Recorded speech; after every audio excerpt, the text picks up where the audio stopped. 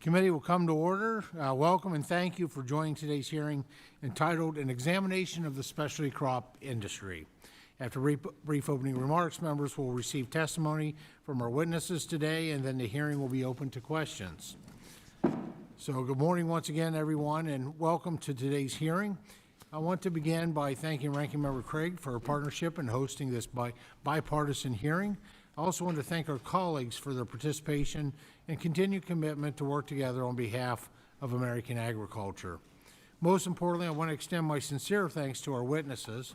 We know that your time is valuable, and your decision to be here today to share your perspectives, your experiences, and concerns is greatly appreciated. As we examine the current landscape of the specialty crop industry, your firsthand insights are essential to make sure our work is informed by those who live and breathe these challenges every day. Specialty crop plays a crucial and often underappreciated role in the success of U.S. agriculture. Fruits, vegetables, and tree nuts provide nutritious, high-quality food that supports the health of our population at home and abroad. Beyond the plate, nursery crops and floriculture industries contribute to our quality of life, beautifying our communities and supporting local economies. From the flower beds to our neighborhoods to produce aisles in our grocery stores, specialty crops touch our lives in countless ways. However, the very diversity that defines this industry can also present unique challenges in policy development. From ensuring adequate risk management tools to supporting effective research, the specialty crop industry requires thoughtful solutions to nuanced challenges. Producers navigate a complex web of pest and disease threats, rising costs, regulatory constraints, and global competition, all while trying to meet evolving customer expectations. Over the years, this committee has worked to create those thoughtful solutions through the creation of specific programs that support the sector and by working across titles to improve program delivery for specialty crop producers. We recognize that the challenges of a citrus producer in California look different than those of a wheat farmer in Kansas, and we believe that our agriculture policy should reflect those differences. As we hear more on what it means to support the industry in a meaningful and effective way today, it is timely to highlight the substantial investments made via budget reconciliation to support our specialty crop producers, and I wanted to share a few examples. But I'm going to back that up really was the investments that were included were ones that were, I really want to say thank you to all the members of the committee that were here last Congress, because that was the blueprint that we used as we worked on the piece of legislation that passed out of this committee with some bipartisan votes. That was the hard work that became the template for what we were able to move in budget reconciliation as the vehicle to get it into law. But it was really the bipartisan work of this committee in the area of specialty crops, and so some thank yous. But some of those accomplishments include an historic investment of an additional $95 million per year in the Specialty Crop Research Initiative, a competitive grant program that provides resources for research and extension projects that ensures the specialty crop industry is not being sidelined.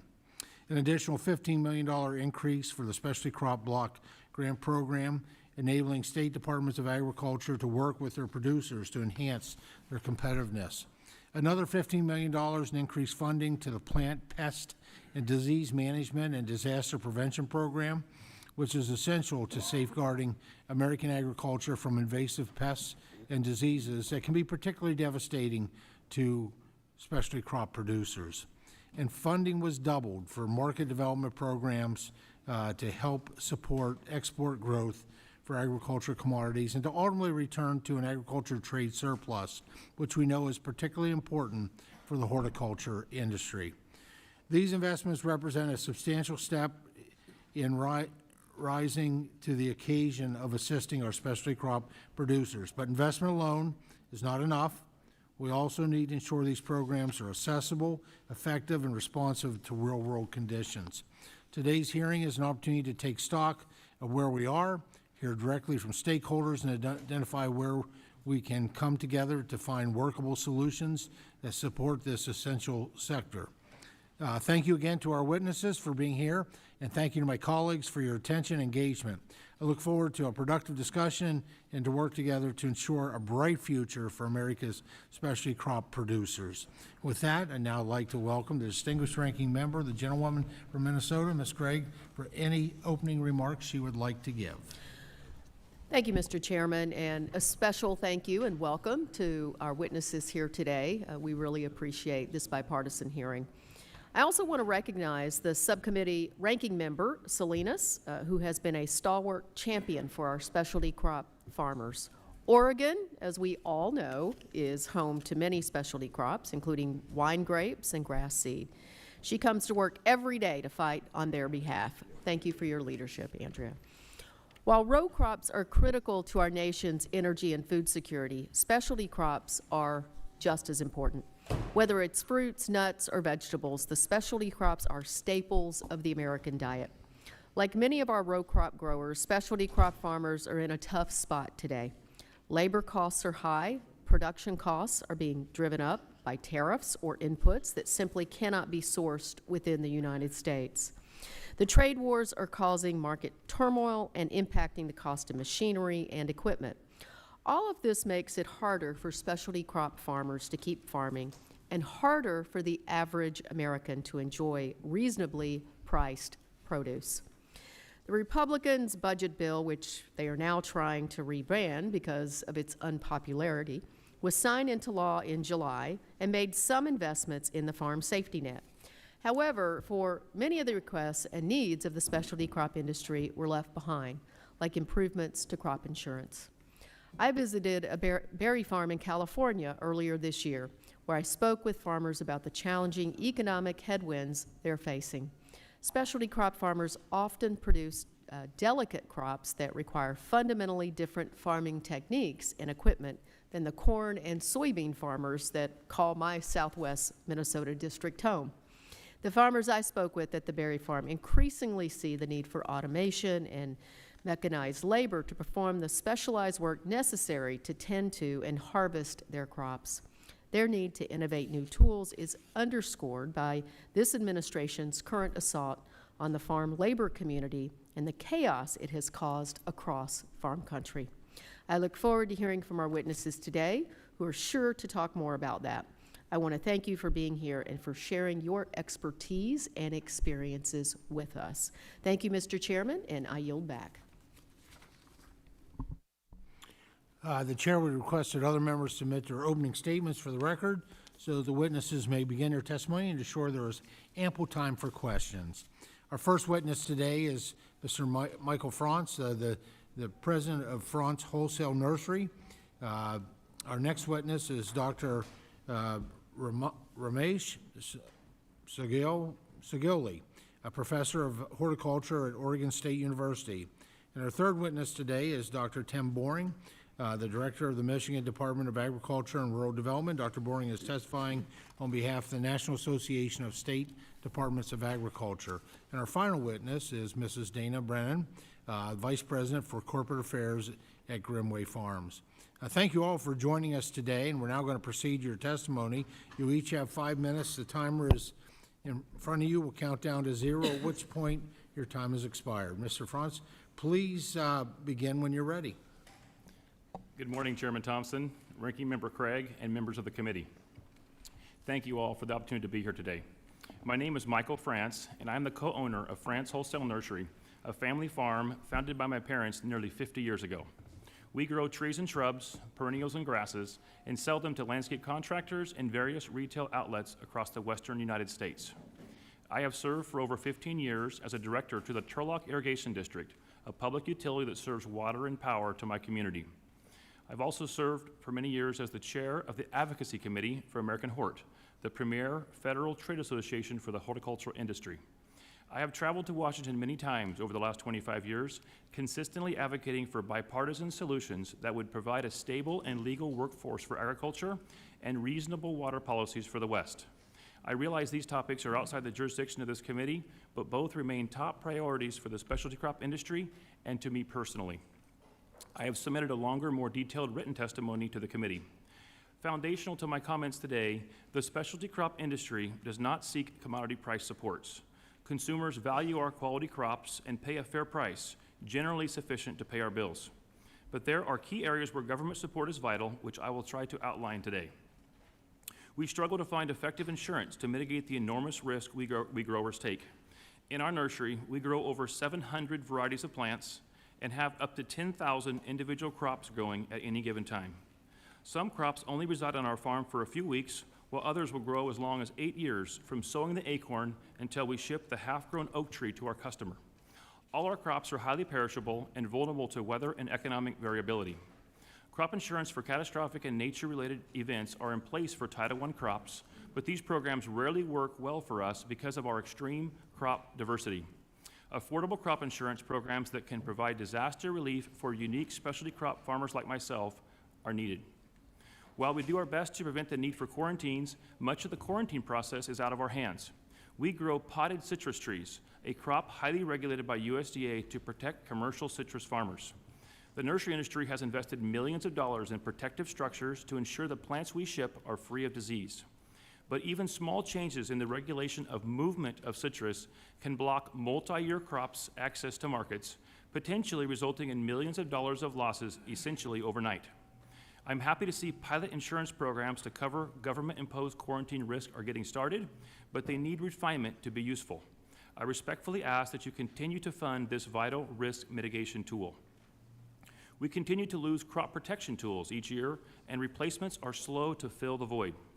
IR4 research dollars were not funded in your last budget bill.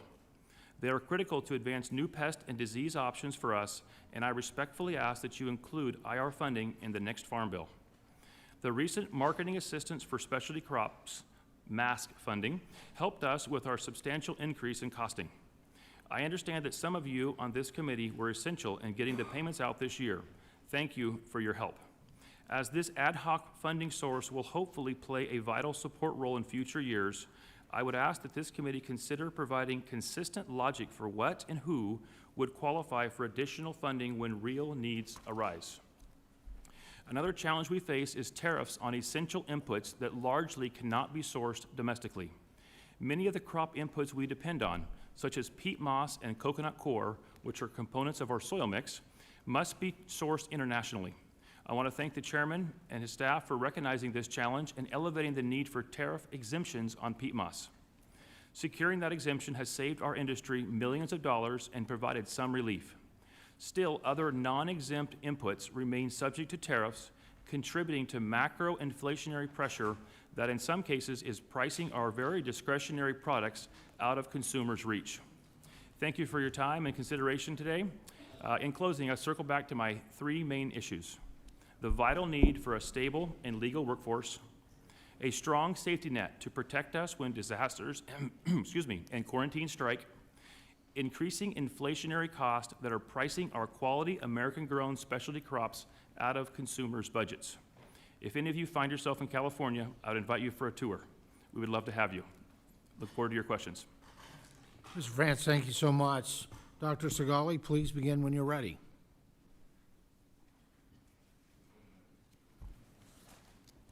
Good morning, Chair Thompson, Ranking Member Craig, Representative Salinas, and the members of the committee.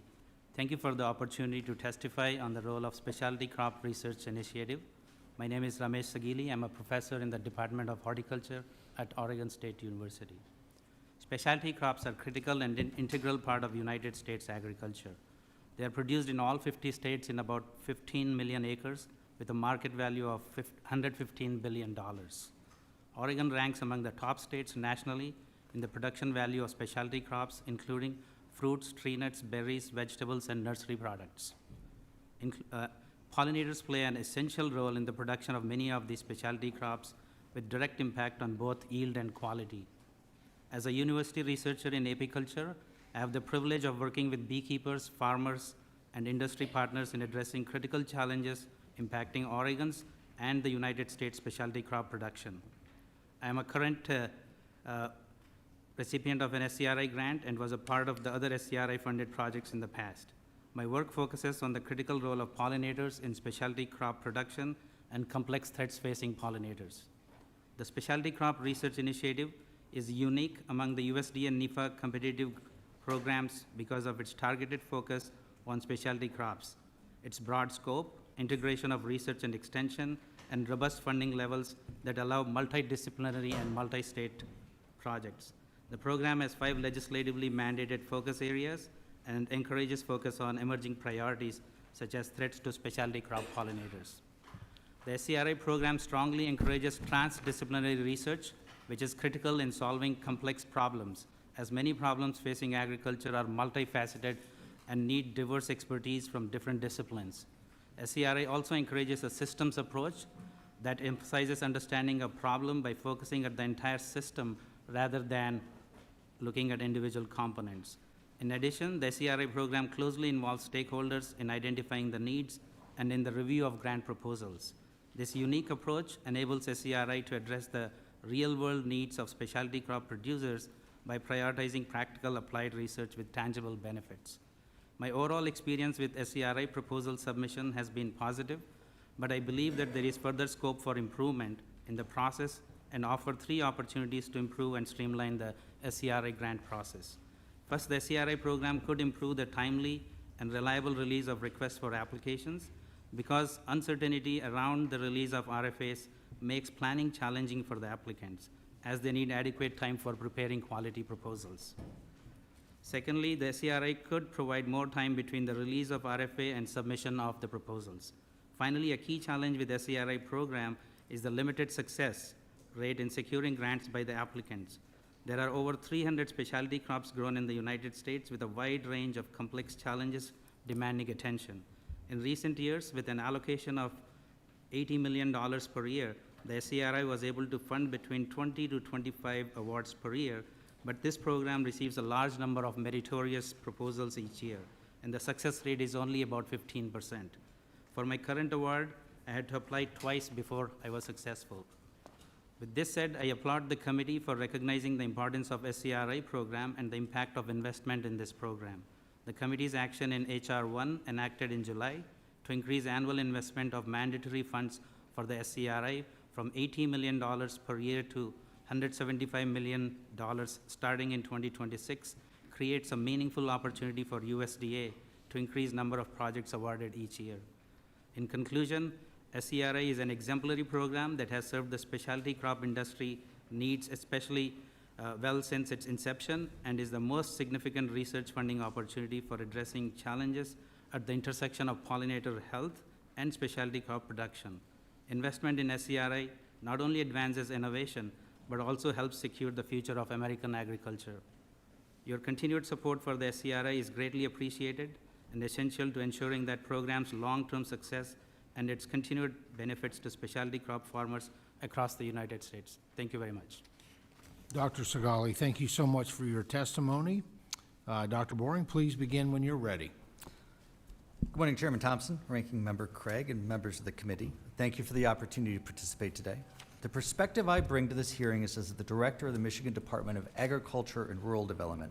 I'm also a 6th-generation family farmer and a proud member of the National Association of State Departments of Agriculture, or NASDA. Many of you know my colleagues from around the country who are currently in Arkansas for NASDA's annual meeting this week. I appreciate all the work NASDA is doing at a federal level and look forward to participating in the rest of the annual meeting there when I return to Arkansas following this hearing. My focus this morning will be on Michigan's specialty crops, their importances, and the challenges and opportunities that growers and consumers face in this vital industry. Members of this committee have the ability to foster the success of specialty crops today and for years to come. Earlier this year, I was honored to speak before your colleagues in the Senate, and I first want to acknowledge the progress that has been made since I submitted that testimony. I appreciate that the recent federal budget did extend portions of the Farm Bill through 2031, but we know that we're still barreling towards the September 30th expiration for the remaining provisions not included in HR 1. We know food security is national security, and the next Farm Bill will dictate effectively how we're able to feed ourselves by ourselves in the future. Agriculture is a nearly $126 billion industry in Michigan, and I consider our specialty crop farmers the backbone of our success. I've had the pleasure of visiting many of our specialty crop growers in their fields and orchards this season, hearing firsthand the many challenges facing the industry. These interactions inform our strategy at a state level, as well as how I advocate at a federal level when I have opportunities like this to convey just how vital specialty crop support programs are for their existence. Unfortunately, for many specialty crops, times have never been more tenuous. In Michigan, specialty crops once offered a way for farmers to diversify, but these days, instead of growing their operations, many farmers are debating if they can stay in business. Whether it's due to trade uncertainty, rising input costs, climate variability, labor constraints, and threats of pest and disease, many specialty crops in this country are either harder to grow, more difficult to get to markets, or challenging as ever to reach the consumer. In the interest of time this morning, I want to highlight some key areas that are currently supported in the Farm Bill and need continued support, as well as share what we're doing in Michigan that is seeing success and deserves more attention at a federal level. First, public sector research has been critical for specialty crops, specifically the specialty crop block grants supported through the Specialty Crop Research Initiative. These investments have been instrumental in keeping farmers one step ahead of the next disease or pest threat. For instance, in 2024, cherry farmers in our state lost between 30 and 75% of the crop, depending on the locality and variety, because of abnormal weather events early in the season that drove unprecedented insect and disease pressure later. This year, early spring frost events reduced yields by 30 to 90% across our state, depending on the farm location, and our state as a whole only harvested 60% of a normal cherry crop. Losses such as these are becoming far more common. Our researchers in Michigan are utilizing specialty crop block grant funding to address new pest pressures and build climate resiliency in our orchards, but as these recent yield reductions show, the threats are imminent and significant. I appreciate H.R. 1 expanding funding for the program by $100 million and believe the next Farm Bill should affirm that continued support for continued research investment. Understanding science is critical for the long-term viability of specialty crops in Michigan and across the country. At a time when there are so many unknowns and challenges around our trade partnerships, fostering stronger domestic markets will be critical for the success for our growers. Finally, I want to share two areas where we're seeing success in Michigan, our regenerative ag program and our new farm to family program. Regenerative agriculture is an active approach to land management driven by improving soil health.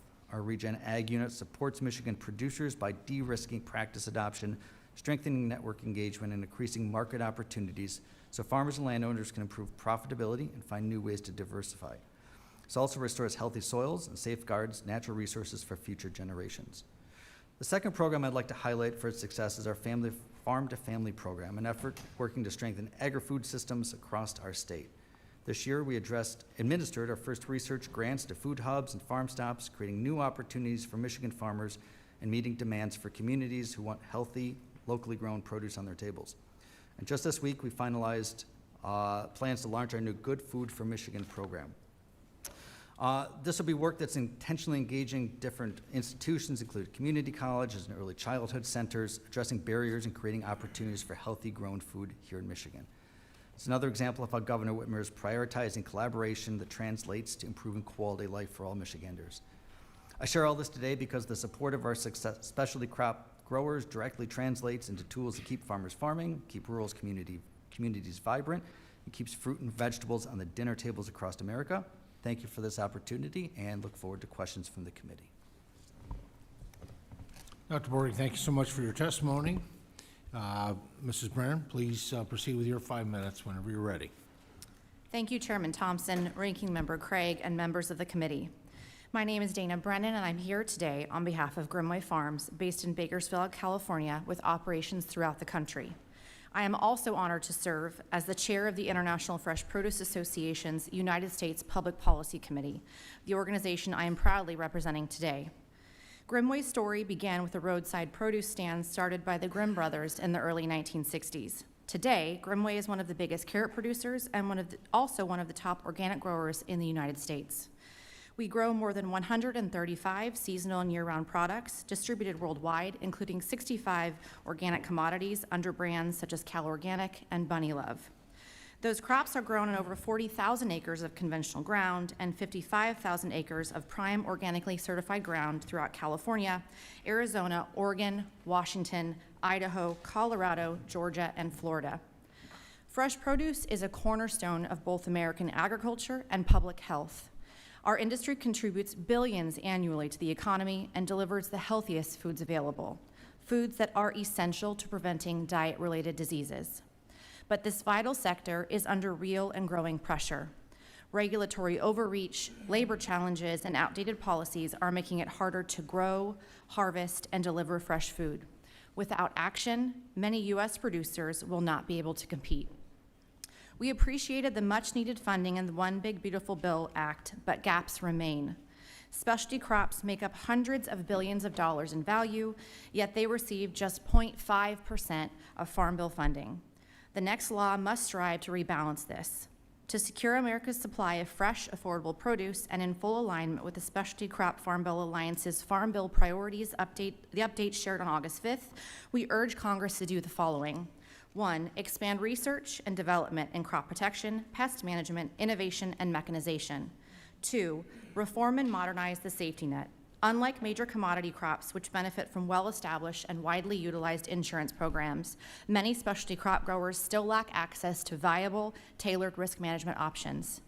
Congress must prioritize risk management solutions that address the full spectrum of U.S. agriculture, encompassing both large and small farms, as well as row crops and specialty crops in a manner that is both efficient and cost-effective.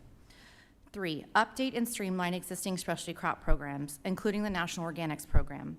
4, promote produce at home. Domestic produce products are competing with lower-cost imports and processed alternatives that often serve as like substitutes in the eye of the consumer. Questions have been raised about whether the USDA has the statutory authority to establish and administer a domestic promotion program to help address these competitive pressures. Therefore, Congress should reaffirm that the USDA does indeed have the statutory authority to conduct domestic promotion activities. 5, improve nutrition access. Only 1 in 10 Americans meet the recommended fruit and vegetable intake daily. The fresh produce industry is ready to help reverse that trend. We believe Congress should incentivize produce consumption in SNAP and WIC, expand online SNAP access, make the fresh fruit and vegetable program option available to more schools, and ensure USDA procurement reflects a diverse range of fresh produce. Lastly, strengthen trade and market access. Fresh produce is one of North America's most actively traded commodities, yet non-tariff barriers such as excessive residue limits and packaging standards block U.S. exports. This industry, frankly, is central to America's health, economy, and food security. It deserves policy support that matches that value. On behalf of Grimway and IFPA, I want to thank the committee for dedicating so much time today and attention to specialty crops in America. We look forward to working with you to build a stronger, more resilient future for U.S. produce and for the millions of Americans who rely on it every day. Thank you. Ms. Brennan, thank you so much for your testimony. At this time, members will be recognized for questions in order of seniority, alternating between majority and minority members, and in order of arrival for those who joined us after the hearing convened. You'll be recognized for 5 minutes each in order to allow us to get to as many questions as possible. I'd like to recognize myself for 5 minutes. Specialty crops require tailored research from pest and disease management to post-harvest handling and mechanization technology. To any of our witnesses, how effective have federal research programs like the Specialty Crop Research Initiative or the IR4 project been in addressing these unique industry needs, and where do you see opportunities for additional investment or collaboration? Well, I can share the Michigan perspective too, of just how important the specialty crop block grant funding has been. Our industry really bands together in the allocation of this funding. We've got a pretty rigorous process for how applications come in, of how we're advancing any number of various challenges to the industry, whether it's emerging pest pressure, the shift of some of the changing weather patterns we see, the ability to work on market access in various areas.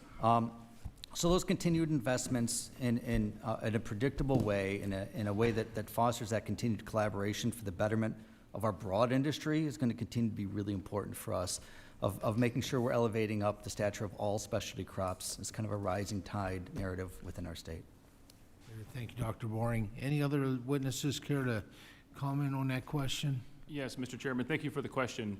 I can speak to IR4, which is a fabulous public-private partnership that really puts a good use to money to help fund crop protection tools that would otherwise not be put in motion by commercial producers because there's not enough crop demand for it. In my farm, we measure the space where we put our crops in square feet, not in acres. And so there's not much incentive for the chemical manufacturers to invest in crop protection tools for crops that have such a small amount of need. So we're very grateful for the funding, and we put it to good use. Thank you. Very good. Either two remaining witnesses care to comment on that? No? Okay. Yeah, as a researcher, I can talk a little bit perspective on that. I'm glad that I see some language in the SCRI RFPs recently that they are going to address some labor issues and promote some of those research programs that might benefit mechanization so that labor costs can be dealt with. So I'm glad I see some language in the SCRI now. Very good. Thank you very much. Well, Mr. France, as a specialty crop producer in California, you're operating in a sector that not only drives significant economic activity, but also faces unique regulatory challenges. Can you share with us today how federal policies and regulations impact your operation, and what should we be considering to support the long-term viability of your operation? Thank you, Mr. Chairman. California is a wonderful state, but there's a lot of regulatory challenges, so thank you for asking the question that way. I would give you a three-part answer.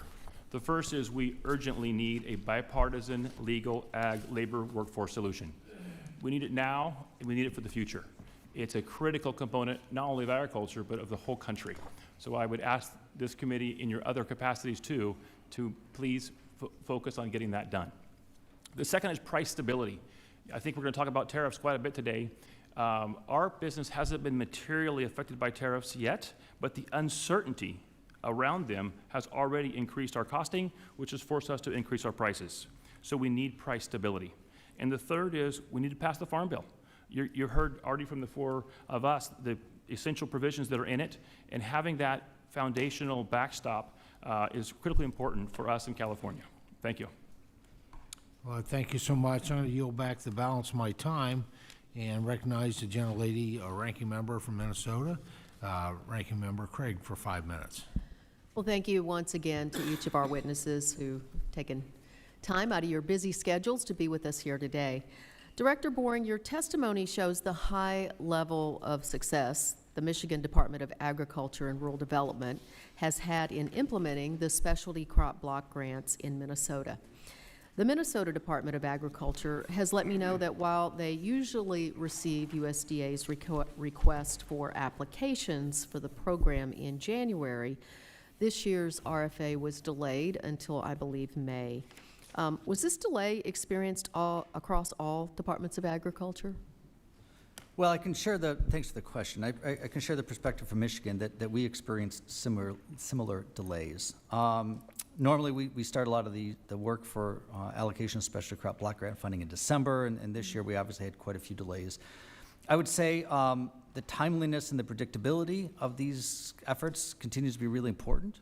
We have a pretty rigorous process for how we're going around and allocating funding. We have 300 commodities in Michigan. There's a lot of demand for these products and projects. So those kind of delays and uncertainty about when and if the funding comes through do have consequences on our ability to carry out meaningful research projects. Can you say just a little bit more about how the timing of those block grant programs should better align with the growing seasons for specialty crops? How do you think about that? Well, certainly. I mean, we're obviously growing crops here that have a predictable growing season, and so researchers need some time to be planning ahead and implementing research projects in the field. So when we have these delays stretching into May, obviously we're coming into the growing season for a lot of these crops, and researchers have challenges then implementing some of these research projects in the field and the timelines by which we're traditionally accustomed to operating. Thank you. I know agriculture research is absolutely necessary to protect American ag from pests, diseases, and other threats to crop health and productivity. In addition to protecting our harvest, ag research has ushered in new technology and innovations that have helped improve crop characteristics and even breed industry-changing varieties like the Honeycrisp apple that was developed at the University of Minnesota and that we enjoy so much in my family. I'm pleased to have a researcher here today who is leading a specialty crop researcher Initiative project on pollinator health and crop production. So, Dr. Sugali, can you tell us about your experience working with a multi-state and multidisciplinary team on your SCRI project, and how does that collaborative environment help us better address challenges to specialty crop production and advance innovation? Thank you, Congresswoman Craig. So yeah, I've been fortunate to have an SCRI grant to address some of the pollinator health issues in intersection with the crop production or specialty crops as well. So my experience has been both rewarding and challenging as well. And the way I say challenging is to deal with multiple institutes to collaborate, but it's been very rewarding because you can't do most of these agricultural problems, especially with specialty crop production.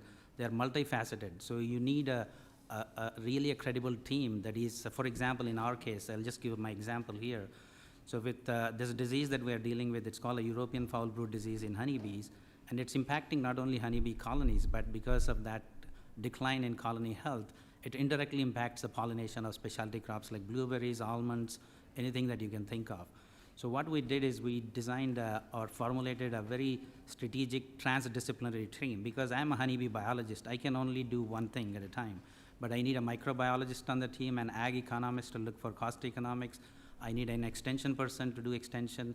I need a genomics person to do genomics work, and I need a microbiologist as well. So that's how we created this interdisciplinary team, and that's what I'm really fortunate that this is really going well, and I'm really glad that we got the SCRI grant to tackle. And not only the transdisciplinary team, we are also looking at multi-state. So this is involving California, Mississippi, Washington, and Oregon as well, because they all go specialty crops, and most of them are involving honeybee pollination as well. Thank so you it's so been a much. rewarding experience. Yeah. Thank you. Last question quickly, Mr. France. Can you give me any suggestions you have for this committee on how crop insurance can be improved for specialty crop products? Yes,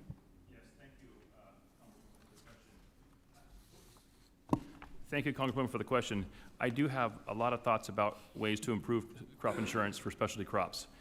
There are a few programs out there, but in my case, because of the extreme diversity of crops on our farm, none of them work. And so I'd be happy to give you much more detail, or I can go now. But basically, the catastrophic insurance programs that are out there require a minimum of 50% damage to pay for claims.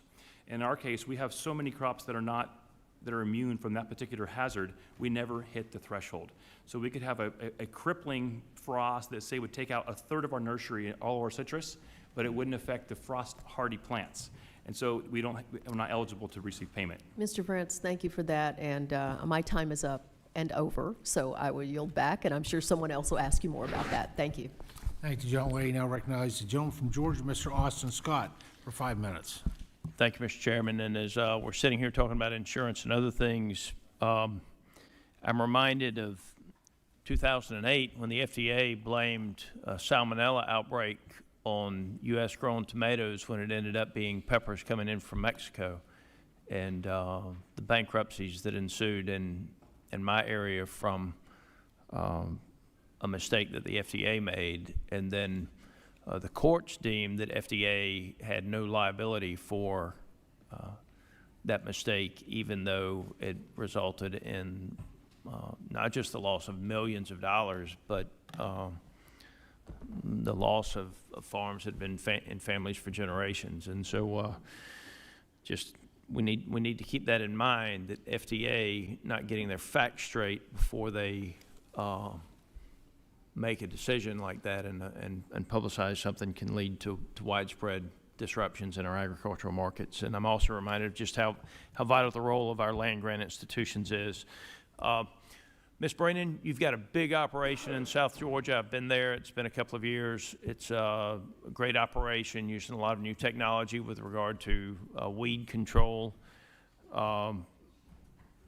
Would you mind just giving a brief explanation of what you're doing for weed control there that is just very different from what we have seen on other farms where you're targeting the actual specific individual weed?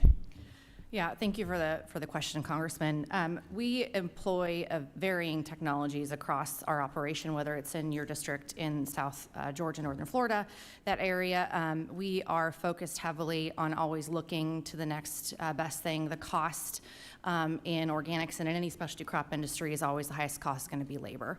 And so we have been employing a number of technologies to look at how we can target weeds when the crop is at its youngest. I think we are still working through that now. It's a really neat process, and we'd invite you to come down if you haven't already seen it. Sure. To take a look, but it's a good example of that, absolutely. Just for my colleagues, it's actually a piece of machinery that, through an optical image, as I understand it, determines where to actually send a laser, which just Correct. destroys the weed by heat, and instead of spraying chemicals on a crop, you're Yes, sir.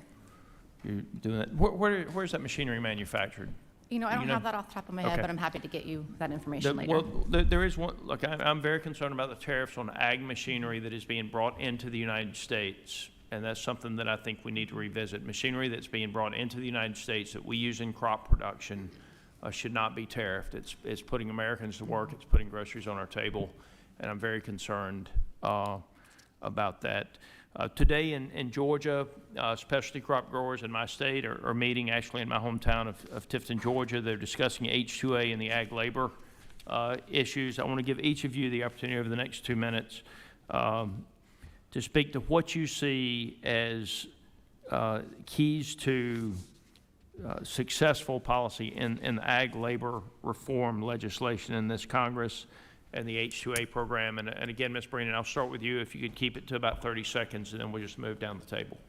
Farm Workforce Modernization Act in the last Congress. We appreciate the bipartisan work. I think there are a number of things we could do to reform the program, H2A specifically, whether it's a cap on AWR and a number of other flexibility issues. I would welcome a further conversation on that. I know all of us rely very heavily on that change. Dr. Boring? Well, certainly those ag labor issues are of top concern in Michigan as well. I'd say, again, that the collaboration of trying to work on these multi-component issues is really significant to us in Michigan. Recognizing the value that ag labor continues to provide, I think certainly those multifaceted investments in automation are a piece to this, but it's going to take some real digging down to get at what some of these labor issues are in states like Michigan. All right. Dr. Seguel, the pollinator expert. Thank you, Congressman. So I can just give you a pollinator expert opinion here. So I work very closely with our stakeholders, both beekeepers and farmers, and I know labor is really critical, and many of our beekeepers depend on H2A for getting their labor. So I think it's a really important program. And so I just as a researcher, I would say emphasize that would be definitely helpful for our stakeholders. Okay. I'm down to about 20 seconds. Mr. France, I'll get your comments for the record. But one of the things I'm very concerned about is, how the wage rate has been set, especially, for my state and the state of Georgia. It's gone up exponentially over the last several years.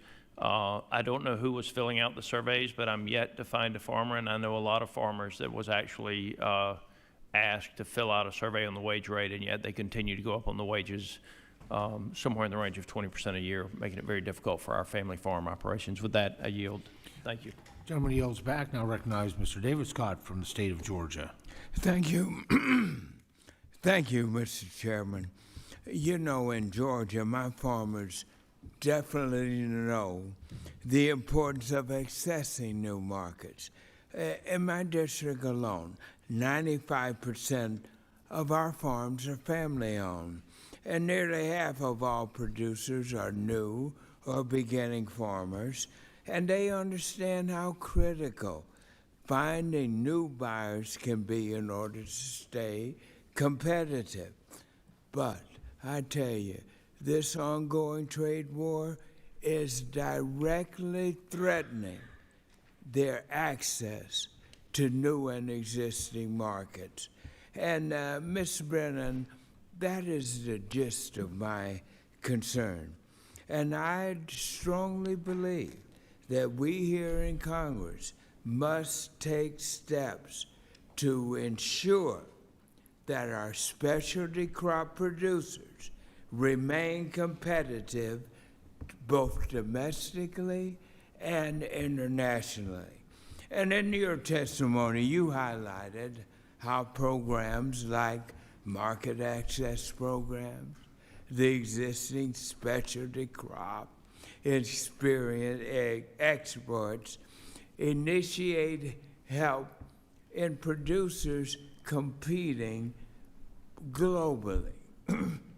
Please excuse my echo here. But here's the question.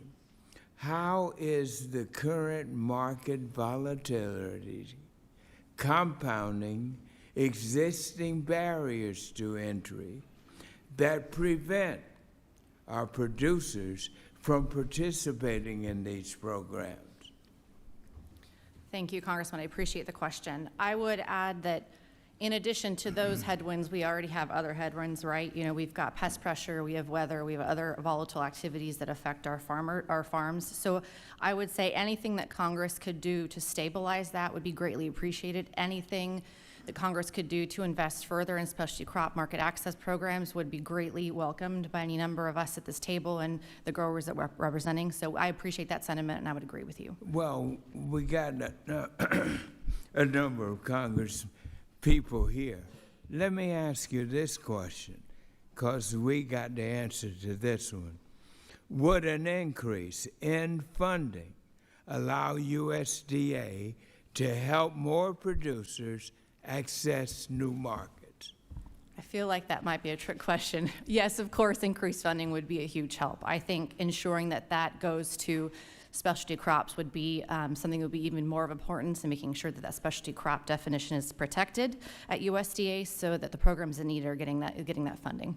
Well, I agree with you that the federal government can find new ways to partner directly with specialty group producers to increase that new market opportunities. For example, in my own district in Gwinnett County Public Schools, that's located in my district, they successfully partnered with Georgia blueberry producers to incorporate more blueberries into their high school and elementary school menus. Simple things like that.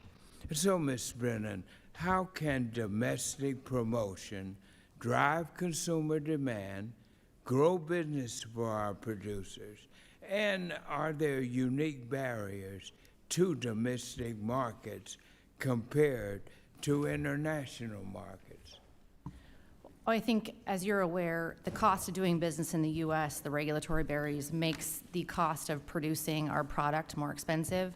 I think you hit on something that's really important, which is that domestic consumption and driving that consumption, which starts at home, it starts at schools, and so to the extent that we can invest in those nutrition programs that start young, so those young people are getting introduced to the commodities that we grow and are able to have access to that fruit and vegetable, will inevitably lead to a consumer down the road who knows what they're buying, is looking for it at the store, and is supporting our programs. And let me ask you this. Should our Agriculture Committee consider incentivizing and expanding public-private partnerships like those between specialty crop producers and school districts in the next Farm Bill? Yes, absolutely, sir. I would agree with that. Thank you very you. much. Gentleman yields back. Now recognize the gentleman from Oklahoma, Mr. Lucas, for 5 minutes. Thank you, Mr. Chairman, and thank you to our witnesses for testifying today.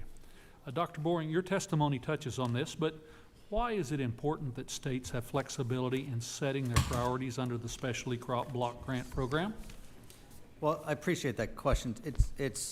I think that's a really strong point here of the state's abilities to set those priorities. And really knowing that we've got challenges that really cut across numerous commodities in Michigan. Some of our pest pressures are going to be felt by various orchard crops or vegetable crops. The ability to respond quickly and to shift to these emerging issues, whether that's market access in some ways, but a lot of our emerging pest pressures, we really count on industry partnership to do that, and that flexibility moving forward is going to be really critical to continued success. Continuing with you, Dr. Boring, before the 2014 Farm Bill, states couldn't collaborate on multi-state projects under the Specialty Crop Block Grant Program. Why is this ability to work together, especially on pest and disease management, so valuable today? Well, really, that leveraging the university researchers from one institution to the next is really critical. We share a lot of growing condition challenges across the upper Midwest, for instance, right? Many of the issues we're going to see in specialty crop production in Michigan are also going to be shared in New York, in Minnesota, and Wisconsin. The ability to work on those kinds of issues on a regional basis really strengthens the capacity for what the solutions are on the back end. Mrs. Brennan, your testimony highlights the need to help families eat more fruits and vegetables through programs like SNAP. In Oklahoma, we have a program called Double Up Oklahoma that matches every SNAP dollar spent on locally grown fruits and vegetables. From your perspective, why is it beneficial to invest in local initiatives like this alongside broader efforts that expand market access? Thank you for the question, Congressman. We are very supportive of those double up bucks type programs. IFPA has been very supportive of that around the U.S. Where it is available. I think local control is always something we should look at because the success of the program is really boots on the ground. I think we certainly aren't in the business of talking or advocating for eligibility, but to the extent that we can bring fresh fruits and vegetables directly to those children, it's all about health, and that's a huge success. Absolutely. Mr. Chairman, with that, I yield back the balance of my time. Gentleman yields back. Now recognize the gentlelady from North Carolina, Dr. Adams, for 5 minutes. Thank you, Mr. Chairman, and thank you to our witnesses for being here today. Mrs. Brennan, you called on Congress to incentivize produce consumption in both SNAP and WIC. Given the recent $186 million cut to SNAP in the Republicans' One Big Ugly Bill, what impact will these cuts have on produce consumption and consequently specialty crop producers? Or should we expect Americans to purchase fewer fresh fruits and vegetables? And how can Congress attempt to prevent this impending harm to American producers and consumers? Thank you for the question, Congresswoman. I think we are certainly not going to take a position on something that dictates eligibility. However, I would say we are supportive and have been supportive of anything that increases consumption of fresh fruits and vegetables, whether it's in schools or any program under the federal government. I'm happy to look at and work with the Trade Association to get you numbers as related to your question of what this means on the ground, and circle back with you directly. Thank you, thank you. A Trump administration goal is to make America healthy again. But the Republicans' One Big Ugly Bill eliminated the SNAP Ed program. That's an initiative that provides a nutrition education and promotes healthy, active lifestyles to individuals and families eligible for SNAP benefits. So what are the potential consequences of eliminating this program for American families, and how might it impact specialty crop producers who rely on increased demands for fruits and vegetables?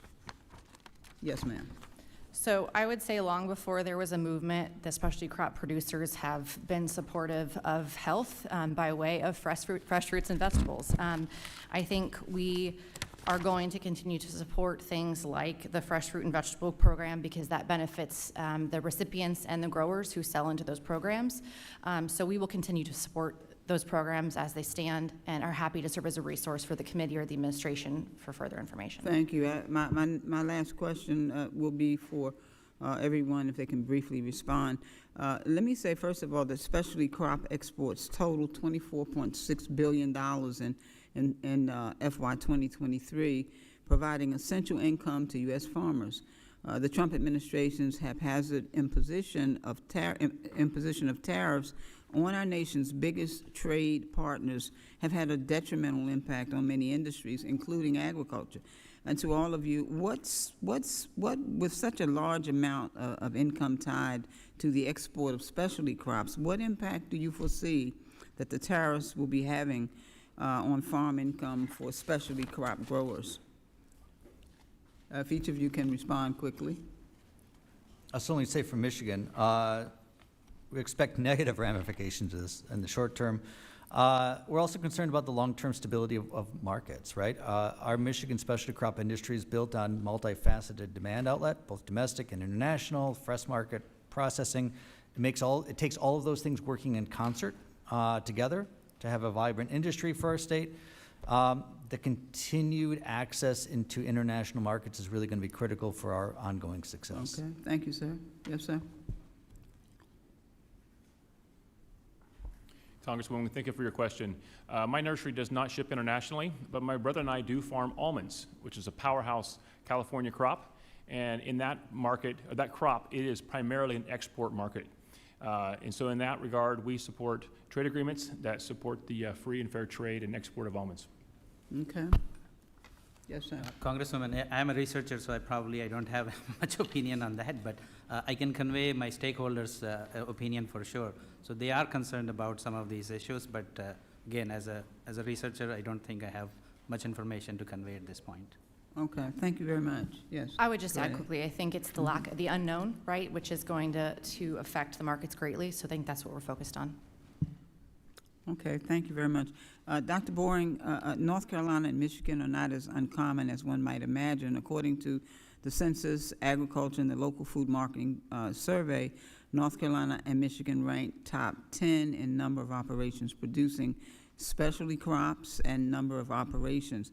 It means then that our states are producing a lot of nutritious foods that can readily feed our communities. And North Carolina has done a pretty impressive job implementing former USDA investments, such as local food purchase assistance programs, the Resilient Food System Infrastructure Grant Program. So can you tell me just a little bit about Michigan's implementation of these programs? We followed right along with North Carolina in implementation of a lot of these. Those kinds of programs are demand for the food and the product we grow here in Michigan. So continued support of that is really in the long-term best interest So of I'm people out from of Michigan time, and if you could and send North that to Carolina. us in writing, I'd appreciate it. Thank you, Mr. Chair. I yield back. I thank the gentlelady. Now recognize the gentleman from North Carolina, Mr. Rouser, for 5 minutes. Thank you, Mr. Chairman, and I want to follow up on what my colleague Alston Scott, his last couple of questions that he had for the panel. And first, Mr. Chairman, I want to enter into the record research conducted by the North Carolina Chamber, North Carolina Farm Bureau, and other partners regarding the H-2A program's broken adverse effect wage rate methodology. Title of the report is A Broken Baseline, the Flawed Economics Behind AWR Calculations by Dr. Blake Brown. Dr. Blake Brown, I know Alma knows him quite Without well. objection. Thank you, Mr. Chairman. Dr. Blake Brown was a longtime ag economist at NC State University, and his research focused on the current AWR methodology, which is totally disconnected from real wage trends or inflation, and how it, pardon me, has hurt the American farmer and the American consumer and led to fewer jobs. And I mean all farm jobs. I'm not talking about own farm jobs, all farm jobs. When comparing an alternative model where the AWR grows in line with the Employee Cost Index, the ICI, the findings are very plain. We would have 518 million pounds and 823 million pounds respectively in additional domestic fruit and vegetable output. We would have an additional 1.73 billion in total economic impact, with 25,744 jobs created over that period of time. 290 million pounds in reduced fruit imports, and 470 million pounds in fewer vegetable imports.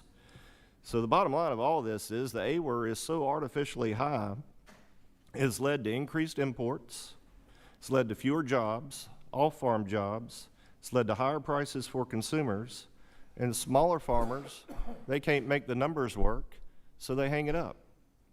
And how many times in this committee have I heard so many people talk about the plight of the small farmer and how we need to protect the small farmer? That adverse effect wage rate set so artificially high is running people out of business. It's affecting the American consumer, increase in imports, and all the rest of it. So I encourage everybody to take a look at this report, which is why I submitted it for the record. You know, we have to address this so that American growers can deliver affordable, domestic, healthy foods to the American consumer. That's the bottom line. And so I was pleased to see recent action by the Department of Labor to revise the current methodology following the federal injunction in Louisiana. And I encourage Secretary Chavez DeRemer to continue engaging with the agriculture industry to get this right for the future of the entire agriculture economy. And I know that she will. Switching gears, Mr. France, your testimony outlines the struggle your industry has finding effective insurance for the large variety of plants and different growing cycles you have in horticulture. In North Carolina, we personally experienced losses in the mountains at nurseries and Christmas tree farms which have not previously carried insurance because, quite frankly, the region has never experienced such dramatic weather as with Hurricane Helene. I think the struggles that our growers experience, coupled with dramatic losses from natural disasters we've seen across the country, underscore the need for some type of standing assistance for growers outside of crop insurance.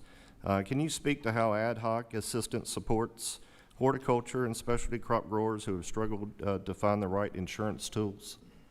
I can, and just, well, thank you for the question, first of all. I want to acknowledge your comment about the H2A increases.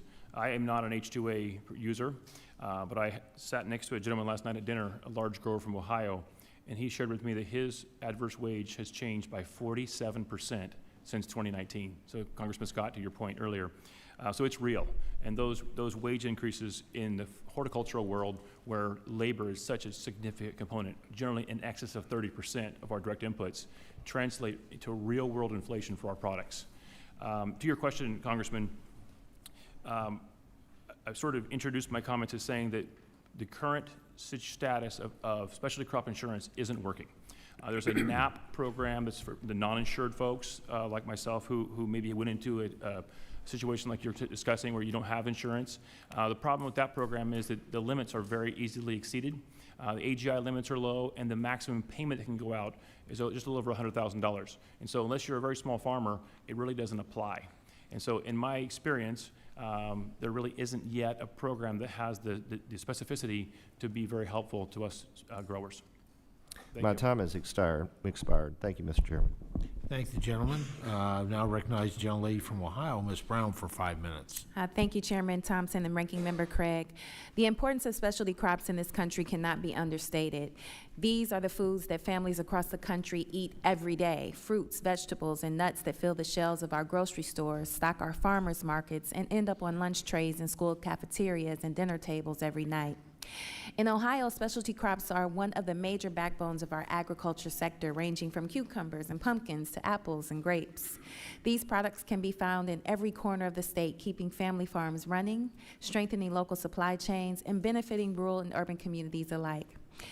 We here on the Agriculture Committee know just how tough things are in farm country right now, not only for the commodity growers, but also for specialty crop producers. Rising input costs, new pests and diseases, extreme weather, and uncertainty around tariff policy and the Farm Bill have left our producers in uncharted territory. Just last week, I sat down with farmers from Ohio, and one sixth-generation grower told me something that I haven't heard since I joined the Agriculture Committee. He said that for the first time, he wasn't sure if he wanted to pass his farm on to his children, simply because of the uncertainty and economic burden they would be facing. That kind of uncertainty should set alarm bells off for all of us, because if multi-generational family farmers are questioning whether there's a future in farming, then it's time for Congress to take a hard look at what more we can do to give them stability and a fighting chance.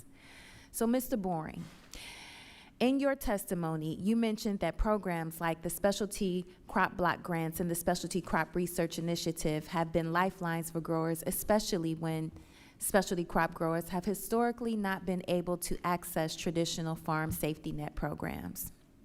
Dr. Bourne, can you talk about what kinds of new federal support programs would most directly help specialty crop farmers like those in Michigan, Ohio, and across the country?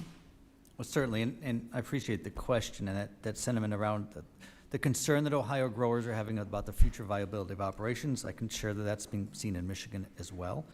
There's been a lot of work standing up crop insurance and safety net programs for a lot of commodity crops.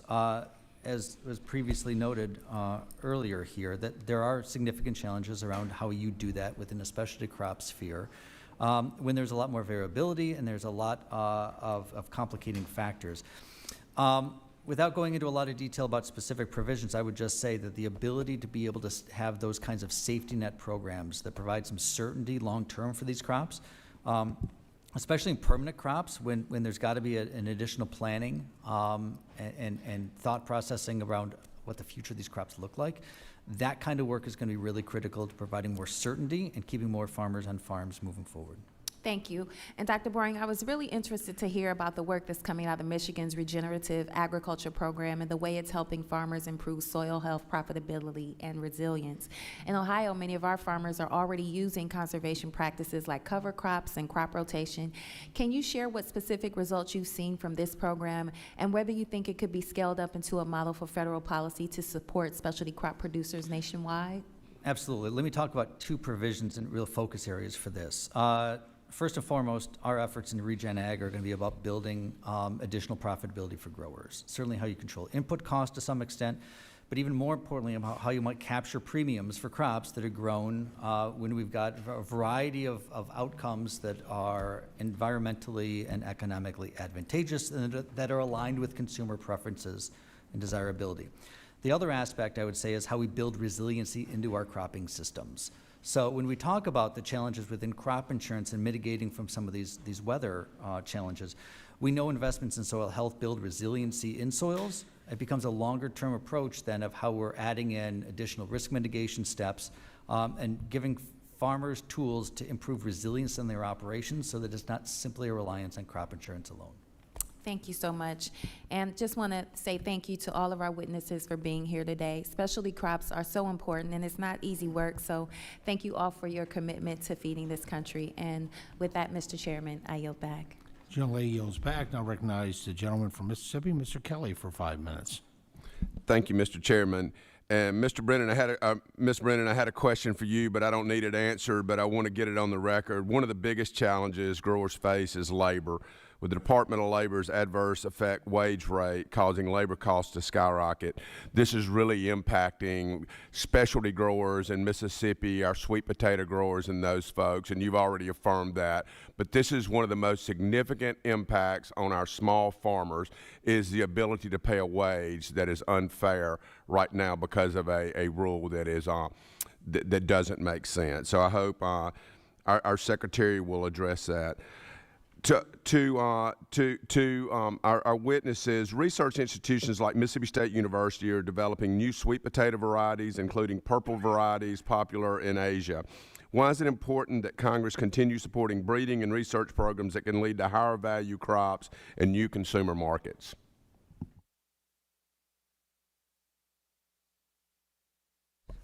I'll touch on a state like Michigan that has seen a lot of success in these public breeding programs, right? Whether it's dry beans, it's wheat, it's a lot of our horticulture crops. The investments in public breeding programs like that are essential to keep moving this work ahead. It's true for Michigan growers, but you look at some of our work at Michigan State University in dry beans, potatoes, those are efforts that have international focus as well. That investment in public breeding is absolutely essential to keeping specialty crops going. Thank you for your answer on that. And I'm glad that I don't have an accent like you. I have a good neutral accent. I want to ask about how will doubling of market access program and foreign market development signed into law on July the 4th impact specialty crops for any of you? Congressman, I would just say that anything that adds to our competitiveness, both globally and domestically, we would appreciate. And then final question, when it comes to creating new domestic markets, how can nutrition programs like Gus Nip and the Fresh Fruit and Vegetable Program be used more effectively to increase sweet potato consumption and other specialty crop, especially among children? I would say, I'm proud to represent a Midwest accent here too, by the way. You know, the continued investment in locally grown specialty crops into communities, I think, is a really big piece of how we provide more economic opportunities in places that have been left behind in a lot of ways, increase quality of life, livability of rural places. In too many places in Michigan, I'm sure it's true in a lot of your districts, people are moving away from rural areas because they don't see opportunities and there isn't high enough quality of life. It's an area we're really working in Michigan to build opportunities for farms to invest, farms of all kinds, farms to diversify, new farmers to get into spaces. It's having local grocery access. It's about having high-quality food in schools, hospitals, institutions. That's a real source of investment in a positive area where we can continue to grow agriculture and have that work of agriculture seen as more broadly impacting rural and urban areas alike.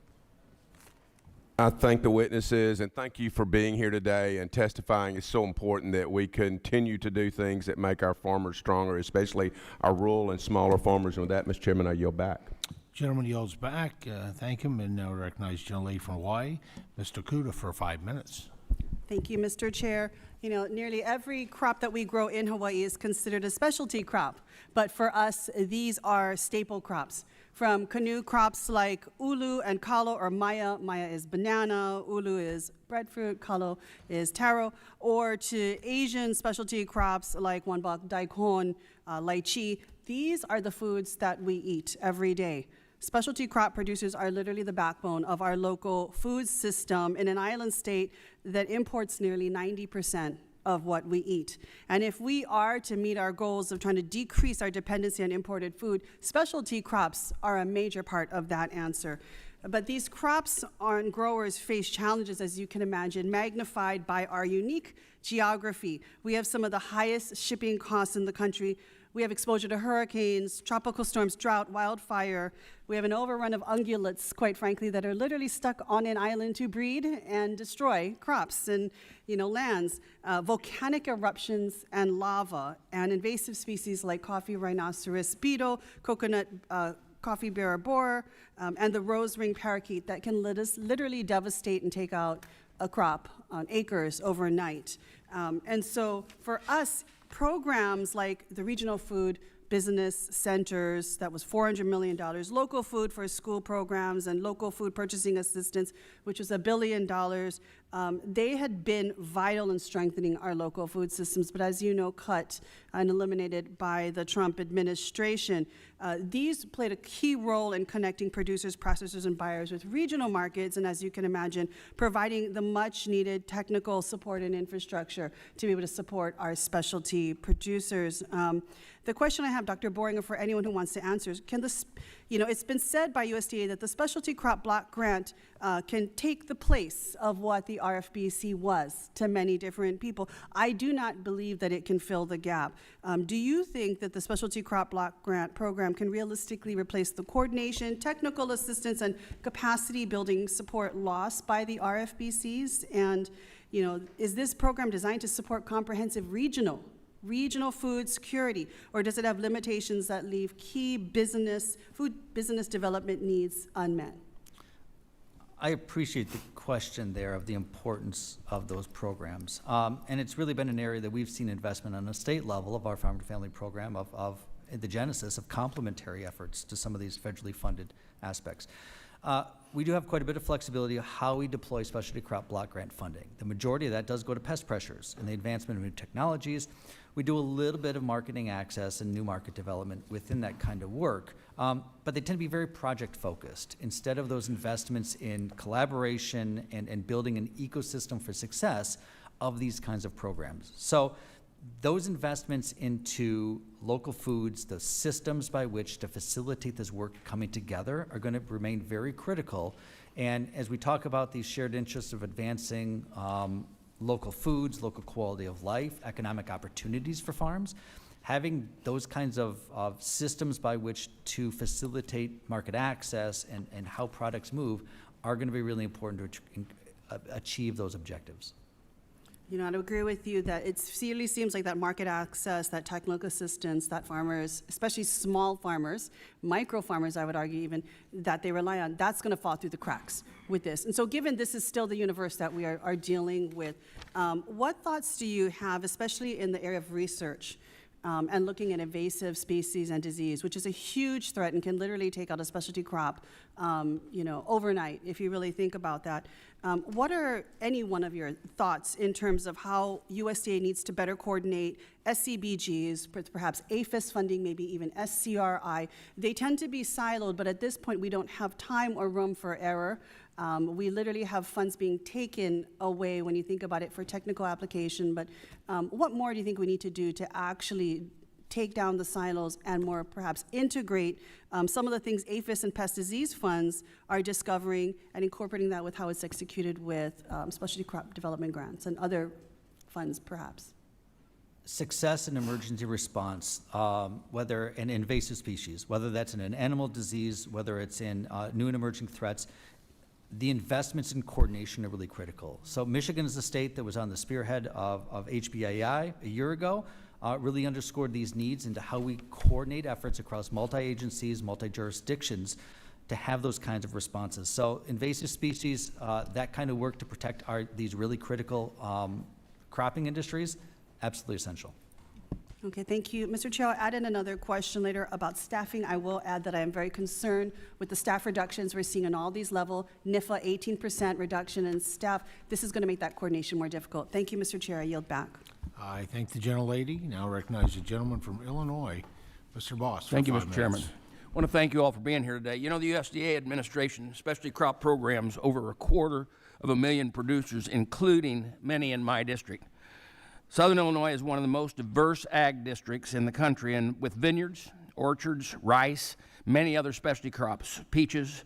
I was happy to see the number of previous provisions included in the Working Families Tax Cut, especially to promote research and trade for specialty crops and expand our commercial export markets. Ms. Brennan, can you speak to the importance of keeping specialty crops competitive in the market, and how do you see the specialty crop export market expanding through the Supplemental Agricultural Trade Promotion Program? I mean, I would say that any support we can give a specialty crop for competitiveness anywhere is going to be much appreciated by the industry overall. I would be glad to get you additional information from IFPA to your office and your staff on some of the other program questions you had. Thank you.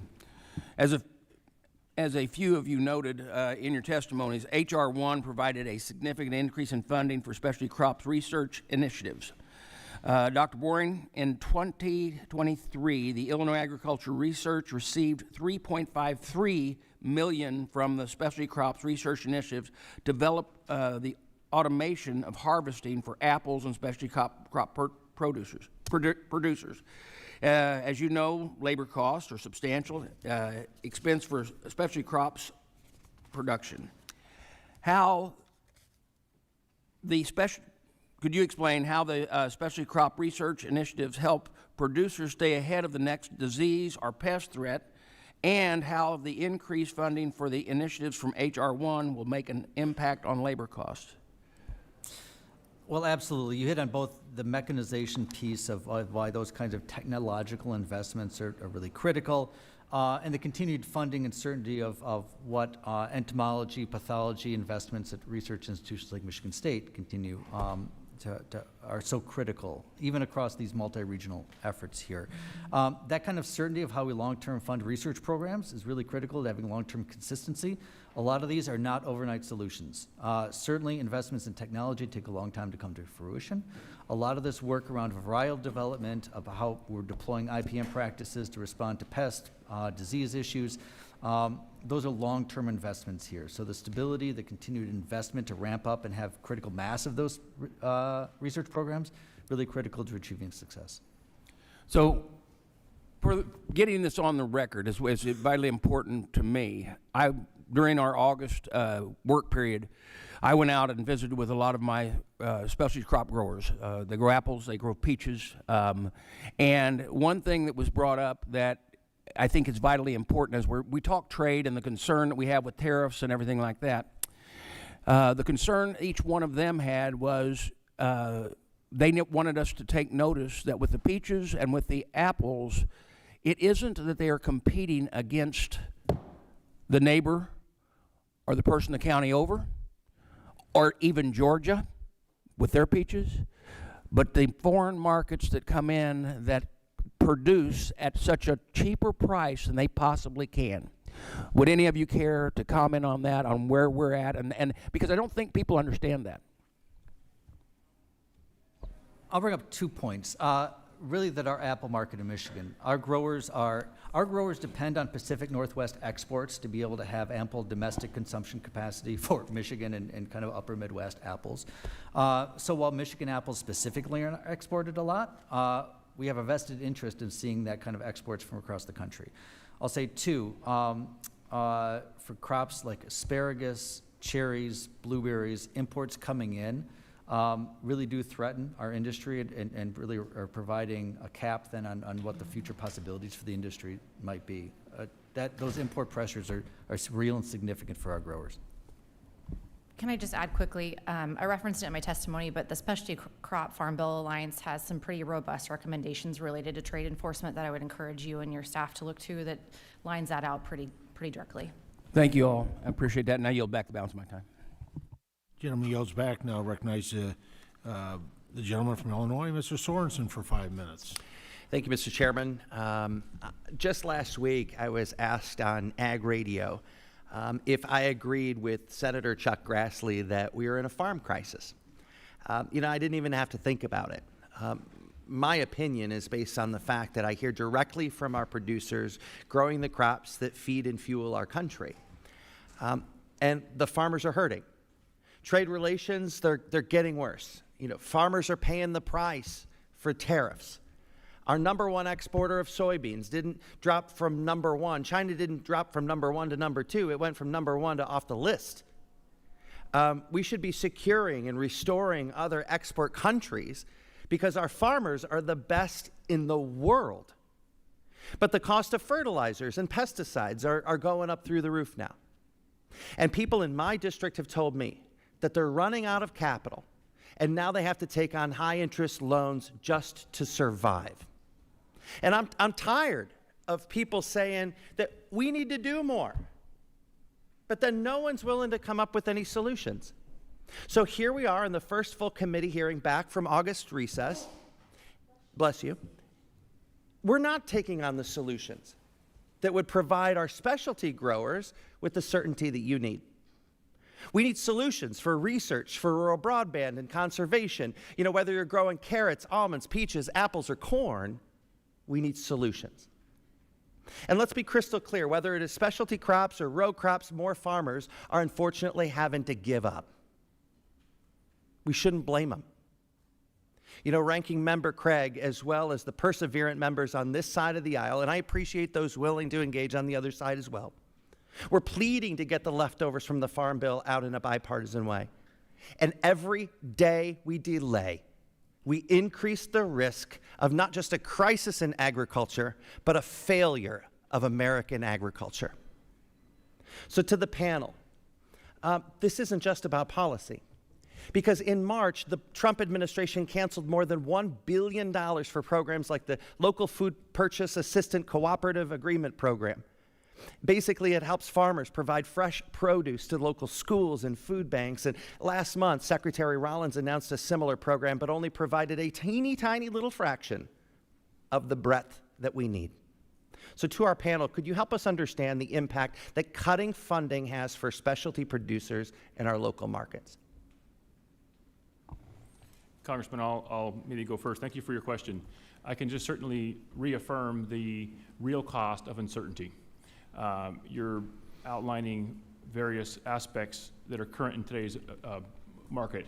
And just without highlighting any particular import or export issue, I would just say with certainty that there is so much unknown that it's very challenging for those of us who are small family farmers to commit to making long-term capital expenditures because we don't know what tomorrow brings. And so I would tell you that we can live with almost any outcome, but having to check each day to find out what the particular rules are for a particular country, incoming or outgoing, is very unsettling. And so we would like to see certainty around our business environment. Thank you. Anyone else? I'll speak a little bit and give a specific example of some of the, the opportunities of how we grow demand, right? And some of the ramifications, some of these cuts, some of the work that we're doing here in Michigan. It's difficult for institutions, it's difficult for public entities, maybe hospitals, colleges, schools, to be sourcing local produce, right? Of local products. There's cost to the aggregation, to the distribution, the transportation, having critical mass of products. Investments into aggregation, bringing those things together, increasing market access, have definitive impacts in what demand on local levels looks like. We import an alarming amount of our fruits and vegetables into this country. Shifting the focus to value in a more significant way, domestic production of those, even hyper-local production, that represents an opportunity of growth for this sector that all of us represent that does have meaningful potential. Thank you. As of May, and I know my time is brief, the USDA's workforce accepted the Trump administration's deferred resignation offer. How has that impacted our specialty growers? We interact with USDA a lot, Congressman, around our citrus program, and I don't know enough about their budget to be able to tell you if there have been direct impacts. But I can tell you that we rely on them doing their job for us to do ours. And so we need to ensure that the programs stay funded to the point they can do their jobs. Thank you, Mr. Chairman, for indulging me on a few extra points. I'll stay after class if we can work on the Farm Bill. I appreciate your leadership. I'm up for it. Let's do it. Now recognize the gentleman from Alabama, Mr. Moore, for 5 minutes. Thank you, Mr. Chairman. I appreciate the witnesses being here today. Specialty crops are a cornerstone of American agriculture, providing both economic strength, essential nutrition for the American public. And currently in Alabama, we're ranked top 10 sweet potato producers in all of the states, showing how important this sector is to our growers. One big beautiful bill makes a strong investment in these growers by doubling the Specialty Crop Research Initiative funding to $175 million starting annually in FY26, extending support for citrus disease research and increasing resources for plant pests and disease prevention. These commitments ensure farmers have some of the tools to stay competitive while protecting the long-term health of not only Alabama's, but America's specialty crop insurance. Dr. Boring, your testimony greatly described the importance of the Specialty Crop Block Grant Program for the state of Michigan. In your view, how might the increase in funding shape the future of specialty crop production for our entire nation? Appreciate the question about how we really broaden the impacts of this. For us in Michigan, it's having that additional funding means we can be spending time researching pest pressures, disease threats in a variety of different crops, right?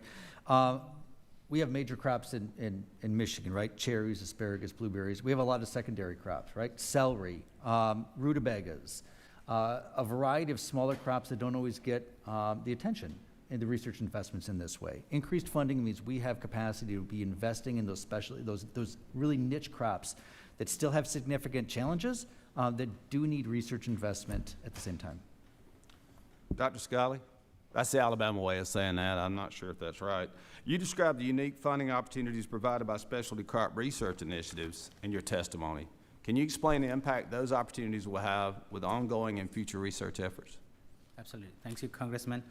So as I said, SCRA is a very unique program where we can do transdisciplinary and multi-state institute research programs where you can get, we can't work in silos, right? As a honeybee biologist, I can't just focus on one thing. So I need collaborators on addressing pests and disease problems or other things in honeybees as well. So I think this program is really unique in the sense that it gets all the collaborators together from multi-state. So the example I was giving before, I have colleagues from Mississippi, Washington, California, and Oregon working on the same project. So I think there's a lot of value in SCRA because it's uniquely qualified to address some of those big problems that can't be solved by smaller programs like AFRI or other grants. Dr. Bowen, back to you. You also mentioned growers have expressed their concerns over unpredictable growing conditions, and we recognize coordination between local, state, and federal partners in the ongoing process. Can you tell us more about those coordination efforts, and are there specific barriers that hinder the coordination? Absolutely. We really are at the front lines of dealing with a lot of shifting weather patterns in states like Michigan. A lot of our specialty crops are located on the west side of the state that experience those moderating temperatures from the Great Lakes. As weather patterns change, as a variety of factors continue to evolve. The coordination between the large agencies, National Weather Service, for instance, NOAA, the ability to predict and then to be responding to some of these threats in real time, all the way from federal agencies, state level organizations like Michigan State University, down to the local levels, really made critical to having these multifaceted responses to these challenging situations in specialty crops. Thank you. This is kind of for any of the panel of witnesses. Are there any things we haven't discussed? How can Congress act to shape the federal policy for future of the industry? In other words, are there any things we're missing that you guys see that we need to be aware of? And then whoever, I got about a minute left, so. You all get 15 seconds apiece. I'll just take one comment, Congressman, and that is that my industry, when I say mine, I'm talking about the lawn and garden industry across the country. Those of us who grow flowers and very discretionary items are very concerned about inflation. We sometimes get accused by our commodity crop colleagues of having the pleasure and the luxury of setting our own prices. But the reality is we've been setting the prices to the point to where our customers can't afford our products anymore.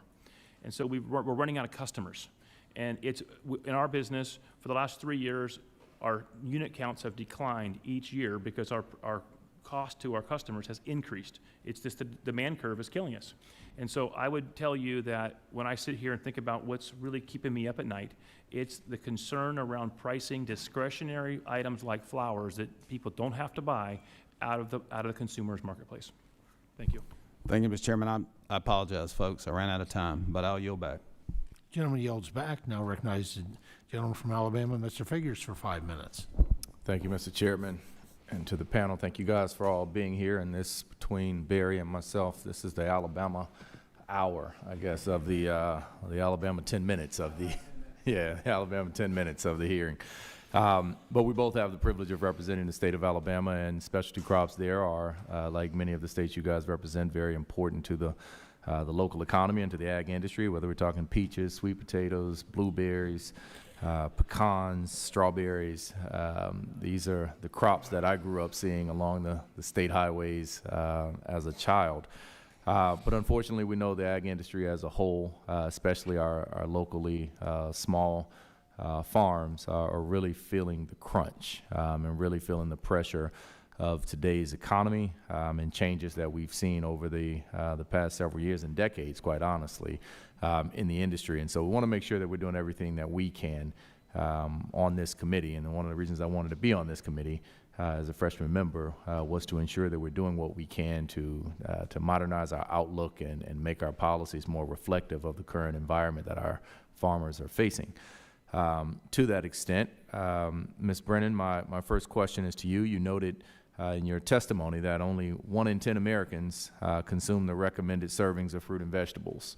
Well, I'm going to one-up you because we've seen studies in the state of Alabama that say 9 in 10 Alabamians do not consume the recommended dietary guidelines for fruit and vegetable consumptions, which I guess that will come as no surprise then that we have one of the lowest life expectancies in the country. But nevertheless, we want to do everything that we can to ensure that people have access and are making good dietary guidelines, but we also understand the nexus between those choices and support for our local farmers. So what role do cancellations of programs that provide funding for local food initiatives and nutrition education and garden programs in school and child care centers play in the partnership between producers and consumers? I mean, anytime we're talking about affecting consumption or access to consumption, that should be a concern. I think we should also understand the idea that both the recipient of those programs and the farmer are benefiting from those programs. So that's certainly something that we will continue to have that conversation and beat that drum as a specialty crop grower who enjoys providing fresh and healthy produce to those recipients of the programs. Got it. And along those same lines, I think what's often lost in the conversations that we have here around SNAP benefits is that SNAP benefits, to my understanding, and I think to everyone's knowledge, they can only really be spent in one industry, right? And that's the grocery store. But in seeing cuts to programs like SNAP, can you talk about whether or not that undermines efforts to support local farmers? Well, I mean, I think we would like to see our commodity in the grocery baskets of all Americans, regardless of whether or not they're on federal programs. So I see your point, and I would understand and agree that that's concerning. And we all know that USDA is undergoing a reorganization right now that's going to shift a lot of priorities and in an attempt to streamline programs. But it's going to change how resources are distributed. What impacts do you guys, to the extent that you're familiar with what USDA is considering? I'll start with you, Mr. Front, so as to not make this the Ms. Brennan show. What impact do you see that having, particularly on rural farmers, whether it's in Alabama or other states? Because we're seeing in Alabama proposals that will shift some things up to, I think, Raleigh, North Carolina, and some other things to Kansas City, which I'm not sure how good your geography is. Neither one of them are close to Alabama. Thank you, Congressman. We do rely on a healthy USDA. And I would say to you that I'm agnostic about where they're located. It's important to me that the programs that we interact with them are properly staffed, and that if they do make moves, and as they make moves, that the programs move successfully with them. There is one exception, and that is that they have repositories of trees and shrubs in the Clean Plant Network that we rely on, and those plants are planted in the ground. And so it would be important to me that if moves are made, that the trees that are important to our national security are moved along with them or protected when they're left behind. Right, and thank you. And I'll just end with a comment. We've heard some commentary about the adverse effect wages. And, one thing I think that we have to keep top of mind is that the purpose of that is to protect American workers. Now, I am one that believes those wages certainly have to be reflective of the realistic conditions and also offset costs that are being absorbed by the employers. But I think, it's important that we don't forget that that's why that's there, through the same vein as why we want to protect American farmers in terms of import capacities, in terms of specialty crops or any other crops that are coming in. And I yield back. Gentleman yields back. Now recognize the gentleman from Washington State, Mr. Newhouse, for 5 minutes. Thank you very much, Mr. Chairman, and also want to thank the Ranking Member Craig for this very important hearing today, and thank our panelists for being here. Sometimes specialty crops are referred to as minor crops. I want to make sure that people truly understand and not be confused about that, about their importance. Many times they are high cost, labor intensive, high overhead and infrastructure, very important to our local economies. And I truly do appreciate the focus that this committee is taking on this part of the agricultural industry.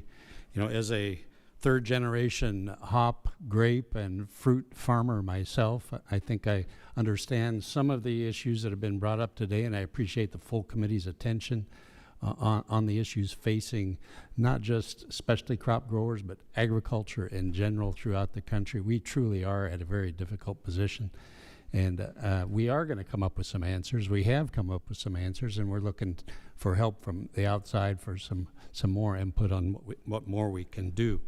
I want to start with Ms. Brennan first. And first of all, thank you for having a presence in my district. Appreciate very much the contributions to the economy there.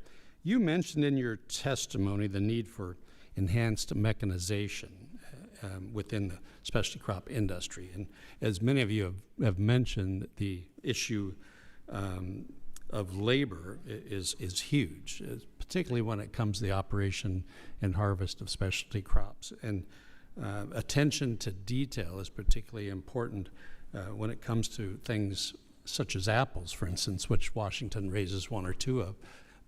Nobody in the grocery store is going to buy an apple that is bruised. They're just not going to do it. So we've got to be very thoughtful about what we do. Could you talk a little bit more about the need for potential return on investment when it comes to the expansion of mechanization and automation within the specialty crop industry? Absolutely, thank you. And Congressman Newhouse, we appreciate the opportunity to be in your district as much as you appreciate us. But I would just add that specialty crops accounts for about 1/3 of the cash receipts in U.S. crops, but receives only a fraction of dollars related to research and development. So I think anything that Congress can do for strategic investment in that area will really act as a signal to the tech world. As it stands right now, they're not going to necessarily invest in something where the market is so targeted and so small. So if the federal government is willing to invest in that area, I believe we'll see additional development. Thank you. My next question, I'm happy to open it up to others. You all have provided fantastic input on this. While we're talking about research, what role does precision agriculture play in current operations, and how can federal research help support and expand those technologies across the specialty crop sector? Congressman, I think you'd be hard-pressed to find an operation today that isn't utilizing precision ag practices every day, day in, day out. But I would add that I think they are always looking for additional research opportunities and dollars in those areas. So often we are faced with headwinds that Mr. Franz referenced earlier, and so we're focused there and maybe not able to do the investment in other areas that maybe we want to at the time because we're so focused on the headwinds. Sure. So that would be, I don't know if Mr. Franz has additional nuance to that, but. Congressman, I'll just make a quick comment to, first of all, to thank you for your help, stalwart help for years on the Farm Worker Modernization Act. You've been a friend to horticulture, and I appreciate it very much. On the automation question, we are so desperate for labor at times that we have thrown ROI to the wind from time to time and invested in automation just on a hope and a prayer because things are that tight labor-wise, especially over the last few years. Thank you. And time goes by so darn fast, but I want to touch on the whole issue of trade. Very important for specialty crops, truly is. You mentioned in your testimony as well, I heard several of you talk about the importance of the market access program, the other things that we have put in place as Congress to help specialty crops and agriculture export. We accomplished something that I've been working on for a long time. We doubled the amount of money invested in market access as well as the specialty crop efforts to increase exports. And so I just want, this legislation that was passed on and signed on July 4th, H.R. 1, did some great things for agriculture. Could you talk about some of the potential that we could see from increasing our efforts in market development? Is there time for me to answer your question? Yes. Okay. Oh. Mr. Chairman, should Yes. I proceed? Okay, the first one is we're very grateful for several provisions in that act. To your question about the market access, because we were able to attribute those dollars towards labor, I already mentioned that's our biggest expense. That funding has helped us keep our costing down this year when it otherwise would have increased more. So first of all, it's been a direct benefit to our customers through the helping to cover our labor cost. The second one I wanted to comment on is the ability to direct expense our capital expenditures. I already mentioned the times are uncertain. Being able to have tax benefits realized immedely has allowed my brother and I to feel better about making CapEx decisions that would otherwise have been held off. Thank you. Well, as you noted too, my time is running up. I just want to thank you all for being here today and being part of this very important discussion. Thank you, Mr. Chairman. Apologize for going over, but I yield back. I thank the gentleman. Now, please recognize the gentleman from New Mexico, Mr. Vasquez, for 5 minutes. Thank you, Mr. Chairman. Thank you, Ranking Member Craig, and thank you to today's witnesses for being here today. Specialty crops are the backbone of agriculture in my district. If you look at the map that was included in the documents, there's a little black area there in Doña Ana County, in Otero County, and Luna County. That's in southern New Mexico. And we have world-famous Hatch chili. We have amazing Barker yellow onions and pistachios. And these crops don't just sustain our economy. They sustain our way of life. They are who we are. It's a story of our culture, our people, our identity, and it's how families gather around the table. Last week, I convened a meeting with my agriculture advisory group that includes specialty crop producers from across my district. And their biggest frustration was that we've gone 2 years without a farm bill. They also talked about rising input costs. They talked about tariffs, and they talked about funding freezes. And for them, it wasn't just a policy debate. It was something that could make or break their family farms. And so it's my belief that we can't keep playing politics with farmland and with specialty crop producers, because we lose more than just profits in my district. We lose generations of investment. We lose family legacies. We lose productive land. And so those conversations I'm having with producers makes it also very hard for the next generation of farmers to be able to be successful in starting their own business or taking over the family farm. And as they see that those farms around them are potentially talking about filing for bankruptcy, it's very hard to entice new young farmers to take over the family business. And so whether it's tariffs, whether it's losing the workforce, supply chain costs that are driving up these unsustainable levels, these are just added costs that are already eating into thin margins that we know that they have. And so in my district in particular, it's harming the pecan and the pistachio growers. They're now having to look for other markets. They've just lost their biggest market, like a lot of farmers in this country have. And they are struggling to understand what is happening with this farm bill.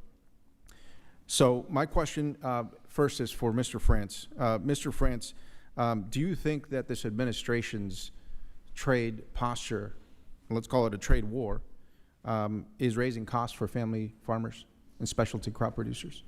Thank you, Congressman, for your question.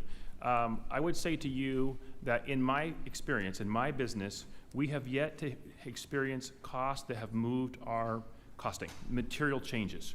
What we have is an uncertainty from our customers and our vendors. And that uncertainty is causing people to trend prices up, potentially prematurely, because in our experience, the tariffs that directly affect us have continued to be delayed. So, Mr. France, would you say certainty then would be a good thing? We're looking for certainty, yes, sir. Okay. And then in terms of the agricultural workforce system, this question is for you as well, Mr. France. What are the impacts that you're seeing within your business or other specialty crop producers in terms of the labor shortage? Congressman, that's a very good question. Thanks for asking it.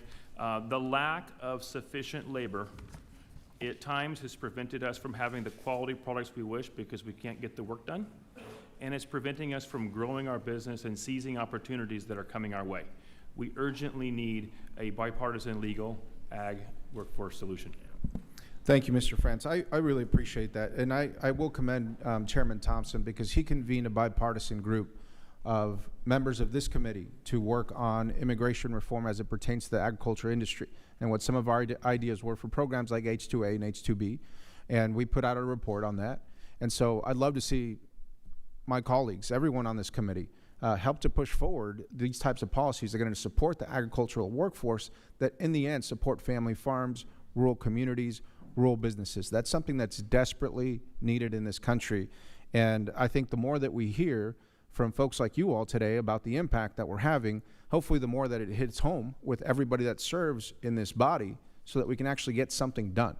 That's really important. That's something that I encourage my colleagues to continue those conversations are. That was a bipartisan working group, and I believe we had some good results. And so we have legislation out there like the Farm Worker Modernization Act that is really important. Mr. Carbajal has introduced it. We've been waiting for some action on that, so we'd love to see that. We'd love to make sure that those pistachio growers, that yellow Barker onion that accounts for over 50% of the nation's onions in September, that we can keep those workers there, that we can keep those onions from rotting in the field, and that we can get our specialty crops like pecans and pistachios out to good markets and keep these families in business. Thank you, Mr. Chairman. I yield back. Thank the gentleman. Yielding back, now recognize the gentleman from Ohio, Mr. Taylor, for 5 minutes. Thank you, Chairman Thompson and Ranking Member Craig, for hosting this hearing today, and thank you to our witnesses for traveling here and to provide your expertise to this committee. You guys came a long way, and I appreciate your sacrifices. At least Dr. Boring got to get out of Michigan for a little while, which is good. My district is in southern Ohio, which is by no means the biggest specialty crop area of the country. There's a significant presence from several farmers and companies, but nothing like other areas of the country. Therefore, when Ohioans go to the grocery store, it's almost always guaranteed that we're buying 2,000-mile lettuce that could be up to a week old. This means you're paying for transportation costs and for storage, and the produce you're buying will go bad much quicker than lettuce you could buy locally. Obviously, this is not just the case with lettuce, but with fruits and vegetables as well. I visited one business in my area, not in my district, called 80 Acres, which is an indoor vertical farm in Ohio that I believe provides a unique model for ensuring everyone in both rural and urban areas has access to fresh fruits and vegetables. Mr. France, with that in mind, how do you see greenhouses or vertical farms transforming rural America, if you think that's possible? Thank you, Mr. Congressman. American Hort has a lot of greenhouse customers, greenhouse members. And so in general, we're supportive of most anything that supports greenhouse growth. And as a greenhouse owner myself, I recognize the potential to have a lot of climate controls and do things in climates that otherwise wouldn't be possible. But outside of that, I don't have any particular expertise in vertical farming. In an area like Ohio where it may not be the best climate for specialty crops, what can we do to promote more farms like that to provide fresh produce for people? If anybody have any ideas on promoting things like that? He said it's not really his area. But I would just say the recognition of the value in these investments, right? The value of greenhouse production, the value of hoop houses, the value of some of these season extending technologies that do pose significant capital restraints on small farms looking to diversify and supply local areas with local produce, right? Having these kinds of dollars spent seen as investments in communities, I think is really a fundamental pivot to how we view this kind of work. thank you. Having a reliable supply of produce could not only benefit farmers, but it could also greatly help with the health of our communities across the United States. A 2024 study found that nearly 3 in 4 adults in the U.S. are now considered overweight or obese. Southern Ohio is no exception. Actually, it's worse than that there. There are several counties in our district that have obesity rates. One is, in fact, in the top 5 counties in the country for obesity. Obviously, it's not just diet that can change these trends, but having more access to fruits and vegetables would definitely help. Dr. Boring, could you talk about how affordable and consistent access to fresh produce could help combat the obesity epidemic in this country? And specifically, has it helped address these issues in Michigan where you're serving now? Absolutely. I think that the statement around how we modernize our outlook on agriculture, I think, is really critical here. And having agriculture seen as solutions to these bigger issues that are occurring across the country, right? Livability communities, the pursuit of the American dream for a lot of rural areas, how agriculture plays into the health of people, communities. That has to be the way in which we approach this kind of work. And so investments into specialty crops being seen as investments into our futures, like food security, the health of people. I think that's a really fundamental position shift here that drives the kind of investments that get at what you're talking about and why this work is important for communities. Thank you. Anybody else got any ideas on that one? Thank you. I would just add that we have, and the Specialty Crop Farm Bill Alliance and IFPA have been wildly supportive of increase with the fresh fruit and vegetable program in elementary schools and the potential expansion. I think we know, any of us who have children, that the earlier you expose them to fresh fruits and vegetables, the more likely they're going to eat those throughout their life. So I would add to that as well. Again, thank you all for being here today, and Mr. Chairman, I yield back. Gentleman yields back. Now recognize the gentlelady from Maine, Ms. Pingree, for 5 minutes. Thank you, Mr. Chair. Thank you very much for having this hearing. And thank you so much to all of you for spending your time with us. I probably could spend my whole time just kind of ranting about so many of the things that my colleagues have already discussed, and first and foremost is just the very idea that we call this specialty crops. I think that most of you realize you're working in a field about vital nutritious items, or whether it's home horticulture, really critical things to our environment. So I apologize that for so long we've called this a specialty item when it really is essential nutrition in the very fruits and vegetables we depend on every day, and thank you for working in that industry. I'm particularly particularly worried about the budget cuts and the cuts that have already been done, whether it's at the USDA or some of the other programs that I know in my state our specialty crop growers particularly depend on. In these challenging times, whether it's in relation to the tariffs or the extreme weather that we've been having in our state, we had a very wet spring, so our pollinators couldn't do their jobs in the blueberry fields, and now we haven't had much rain since July, so we're in an extreme drought. And we really need that assistance from the federal government, particularly when it comes to the local offices, the NRCS, and other places that are understaffed. We've lost most of our engineers, so if you're looking for drought planning assistance, how to do more irrigation, the help just isn't there. And one of the cuts that has been mentioned before, but I was really disappointed to see, was that last March USDA canceled the $1 billion that went in the local food purchase assistance and local food for school programs. Combined, that was over $2 million to my state. Might not sound like a lot in a smaller state, but 1.3 million people, not that many farmers. This was a really good guaranteed source of income, and as so many of you have already mentioned, this is fresh fruits and vegetables that go into food pantries and to school lunch programs where we really want to make sure those are accessible and available. So do you have any of you want to comment on the importance of programs like that, or what you're also doing? I know in Michigan you've got some of your own programs going on, or the GusNet program, so many of the things that allow people to access healthy fruits and vegetables and give our farmers that guaranteed income that helps make them assure that they've got funding on the bottom line. I'll just go through whoever wants to discuss that. I'll just briefly reiterate our Farm to Family program of investments in that work being seen as investments in the future of our state, right? It's economic opportunities for farms, certainly. But one of the greatest concerns I hear from farmers time and time again is the health of their communities and what the economic outlook for rural areas is, right? And what can it be? We've got to be providing solutions to communities and framing our work as investments beyond just agriculture and farms, but into communities so we have an ecosystem of success. That kind of work is really critical, starting at those early levels. Thanks. I mean, I think I've said it before and I'll say it again. I think anything that increases consumption and access in those programs and the recipients we're supportive of. Of course, we are having open, and IFPA is having open conversations with the administration and Congress, both sides of the aisle, the importance of those programs, and we will continue to do so. Thank you, and I do want to say we have a bipartisan bill going on, largely growing out of this committee and the dissatisfaction with those funds being cut, and looking for ways to make sure that on a bipartisan basis, this isn't a partisan issue, making sure your farmers in rural areas have that support. Let me just jump to crop insurance. You brought that up before, but all of you have given really good examples. Same thing.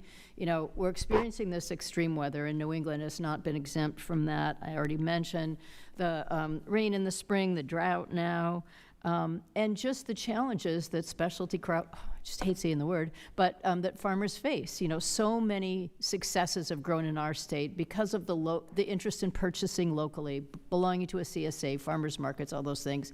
But these are the very farmers that aren't commodity farmers, and it's almost impossible to use this system, as many of you have mentioned. So before I talk for too long, do you want to just talk about it a little bit more and why? Or any ideas that you have about how we could fix this finally so it works? Yeah, thank you, Congresswoman. I understand you're an organic farmer yourself, so congratulations. That's true. Spent many years, and might even have a little dirt there right now from the weekend. We have something in common. Thank you. I just appreciate you acknowledging that the specialty crop industry really does need help in the insurance area. Rather than get too far in the weeds, I would just say that there are pilot programs running at USDA, and I'm grateful for that. But I hope we can change them around to where they're actually effective, whether it's this controlled environment CE program that I'm particularly interested in but isn't helpful, or the Nursery Value Select NVS, which is a catastrophic program that just doesn't ever reach the trigger to be helpful. So there are specific issues that need fixing, and I appreciate your attention to it. Thank you. I ran out of time, and I'll be respectful of everyone else's time, but I do want to just note that you mentioned a couple of times your worries about inflation and the impact that could have on people using ornamentals, and I know how important the horticulture industry is, and just what a great benefit it was during the pandemic that so many more people decided to plant that garden and have sort of the therapeutic and family-based experience of doing that outside, and I would hate to see that go away. So thank you all for your work. Really great to have you here today. Thank you, Congresswoman. Thank you very much for your comments. I thank the gentlelady and now recognize the gentleman from Iowa, Mr. Feenstra, for 5 minutes. Thank you, Chairman, and thank you, Ranking Member, for holding this hearing today, and thank you to our witnesses. Thank you for coming. I read your testimonies, very impressive. You know, I look at specialty crops, and they're so important to our agricultural community and, you know, to feeding the world, in essence, what you do. And there's so many pieces and parts that go into specialty crops when you start thinking about it, whether it be policy, regulatory environment, transportation, tax provisions. I want to talk briefly about tax provisions. You know, all these things sort of go bump in the night that they affect you. When we start thinking of tax provisions, you think of what we passed in the last bill, the reconciliation bill, whether it be the death tax, so you can move that family farm to the next generation. 199A, if you're a pass-through, you get a 25% qualified business income. Whether it be 179 depreciation, buying a piece of equipment. You know, these are all very important pieces. And Mr. France, I'd love for you to talk about what I just said. How is it important to you, and can you talk about some of these changes that might affect the family farm? Yeah, thank you, Congressman. The provisions in your recently passed budget bill are extremely helpful, and we're very grateful for them. So thank you. I'll speak first to the estate tax. My brother Keith and I were blessed to have parents that transitioned ownership of our farm 25 years ago. And now here we are looking at the blessing, really, of the opportunity of passing the farm to our children in the next decade. And were it not for the increase to $15 million per individual of the lifetime exemption and the permanency that you've brought to the law, it likely wouldn't be able to be possible in California, where farm real estate is so expensive. So very grateful for that. I've already touched on bonus depreciation in a little way, but R&D tax credits as well. That's something we take advantage of, and we're very grateful for. So thank you very much. Yeah, well, thank you. And I'm glad you addressed that. I mean, again, it's about passing that family farm to the next generation.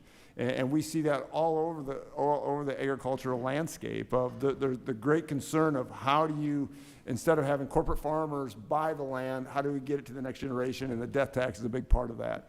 I want to talk a little bit about another issue when it comes to transportation of goods. And if you start looking around the world, how do we open new markets, especially for specialty crops? A lot of specialty crops need refrigeration. And how do we move into countries like Africa and other warmer climates when we don't have refrigeration? And I want to talk to Mr. Boring about this. Can you talk about the importance of cold chain capacity and the markets, and especially the specialty crops when it comes to exporting and trying to expand these horizons? Yeah, I appreciate that question. Constraints on cold storage capacity are something we continually hear in Michigan as well. Those being barriers to growers adding capacity, adding additional market access. And that even extends into the infrastructure investments of how we ship that product, right, as you talk about here. Having those kind of investments seen as greater good of how we rise the tide in specialty crops, I think is really critical. I'd also hit on two it reinforces the need for continued investment into research around how we have alternate storage capacity and preservation techniques for our crops so that we can take some of these fresh market products, potentially put them into a stable format, dried otherwise, so that we can access some of these markets with acknowledgments of some of the constraints that are going to occur in those specific geographies. Yeah, Doc, Dr. Boring, I think you're right. I mean, you think about research is so critical. And it's exciting to see what we're going to do in the next Farm Bill when it comes to research. It's the key. I mean, if we want to continue to be exporters to the global world, we have to do a lot more research. And obviously, cold chain storage is part of this, but we have a lot of work to do. So thank you for your comments. We've already talked about specialty crop insurance. I'm not going to get into that. It's so important. I heard some of your comments. To me, it's invaluable to make sure that we have some backing when we have catastrophic events, and we have that periodically. I'm from Iowa, second largest ag district in the country. When we have derechos or drought or whatever it might be, we have to have protection. So with that, I thank you for your witnesses, and I yield back. Thank the gentleman. Yields back. Now recognize the gentlelady from Illinois, Ms. Budzinski, for 5 minutes. Thank you, Mr. Chairman, and thank you, Ranking Member Craig, for calling this hearing today. I want to say thank you to the witnesses as well for traveling here to be a part of this. I appreciate it. My district in Illinois is home to over 1 million acres of farmland. In fact, farms make up over 70% of the total land in my district. And while my district, like most of central and southern Illinois, is home to some of the highest yielding corn and soybean farms in the country, it is also home to a huge variety of specialty crop production as well. Collinsville, Illinois is the horseradish capital of the world, if you didn't know that. In fact, Collinsville supplies about 2/3 of the entire world's horseradish. I've heard from those farmers, and I'm sure many of you have as well, that specialty crop operations face unique challenges with access to labor. And of course, those needs have only gotten more complicated in the wake of the administration's immigration policies. Beyond horseradish production across my district, there are fruit and vegetable operations that supply our local communities with a variety of fresh, healthy, local food. I've had the privilege to visit Solagradia Farm in Urbana, Illinois, several times now, and have heard directly from them, as well as the organizations that they supply with their food. One serious concern they brought to me that I'm sure everyone has heard about is the cancellation of the Local Food Purchase Assistance Cooperative Agreement and the Local Foods for Schools programs. Not only has this been a problem for the farmers and the people they feed, but the University of Illinois Extension Illinois Eats program in my district administered these programs across the state of Illinois. I was proud to join Congressman Bresnahan and a great team of lawmakers to introduce the Local Farmers Feeding Our Communities Act earlier this summer to reinvest in these vital programs that I mentioned. But I think the heart of this is that farmers need market access for their products, whether domestically or internationally. I know Congressman Feenstra just spoke to that. A healthy farm economy relies on farmers having somewhere to sell. Director Boring, I am excited to see the success that Michigan's Farm to Family program has had in connecting specialty crop producers to local consumers. Can you elaborate a little bit on the impact of this program that it's had in both improving market access for farmers and increasing food security on a regional scale? Well, certainly, and I appreciate the question there. I can highlight a few specific examples of work we've been able to do. And knowing this is really pretty a new program that we're looking to stand up here, we've specifically worked on creating opportunities for local grocery access in different places. We're replicating success of farm stop models that have been really pioneered in Ann Arbor, Michigan. But the ability to put into smaller communities consignment-based grocery access, in essence, brick-and-mortar farmers markets, where local farmers are supplying products into those areas, but they don't have the hassle necessarily of manning a farmer's market in the evening and weekends.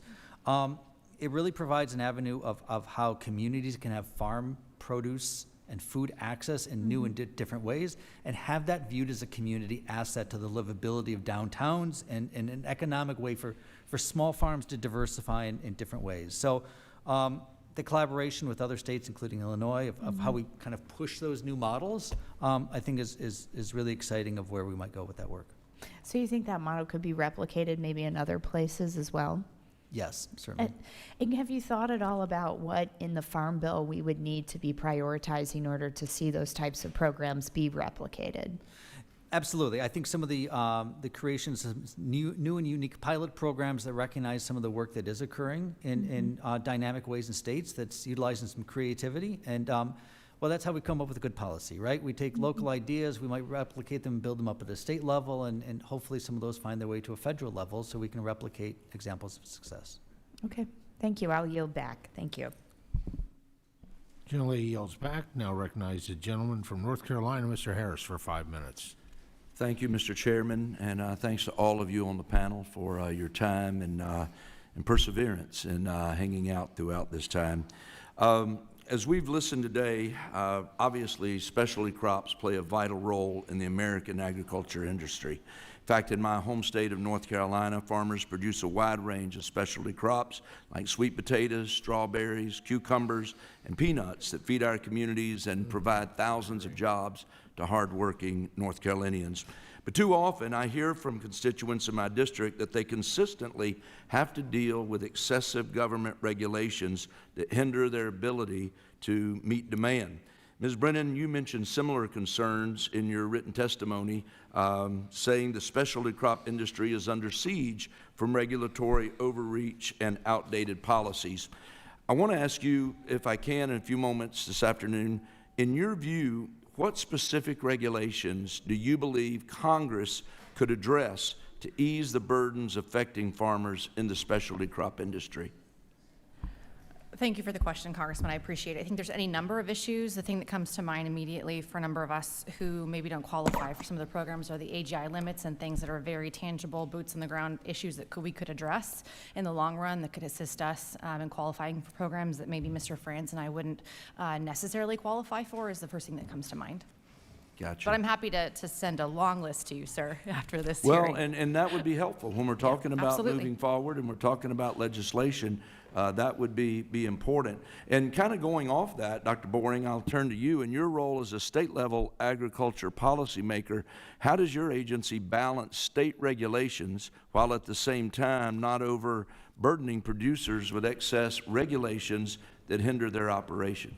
Well, I think you hit on a really critical element, and it's a fundamental piece of our department kind of ethos is the fact that we're partners with farms and agribusinesses across the state, right? Our mission here is to ensure compliance, provide clear, consistent rules by which businesses operate, and then help farms and agribusinesses of how they comply with these sorts of things. So our preeminent focus here is making sure that folks clearly understand things and us working as educational partners and resources of how we all get to where we need to go together. Gotcha. Well, from your conversations with other state officials, how can reducing federal red tape empower the specialty crop producers to operate more efficiently and compete more effectively? I think there's a lot of opportunity of just clarifying different regulatory rules, right? And we hear from growers a lot of times of how state-based regulation and requirements are oftentimes not well coordinated with federal.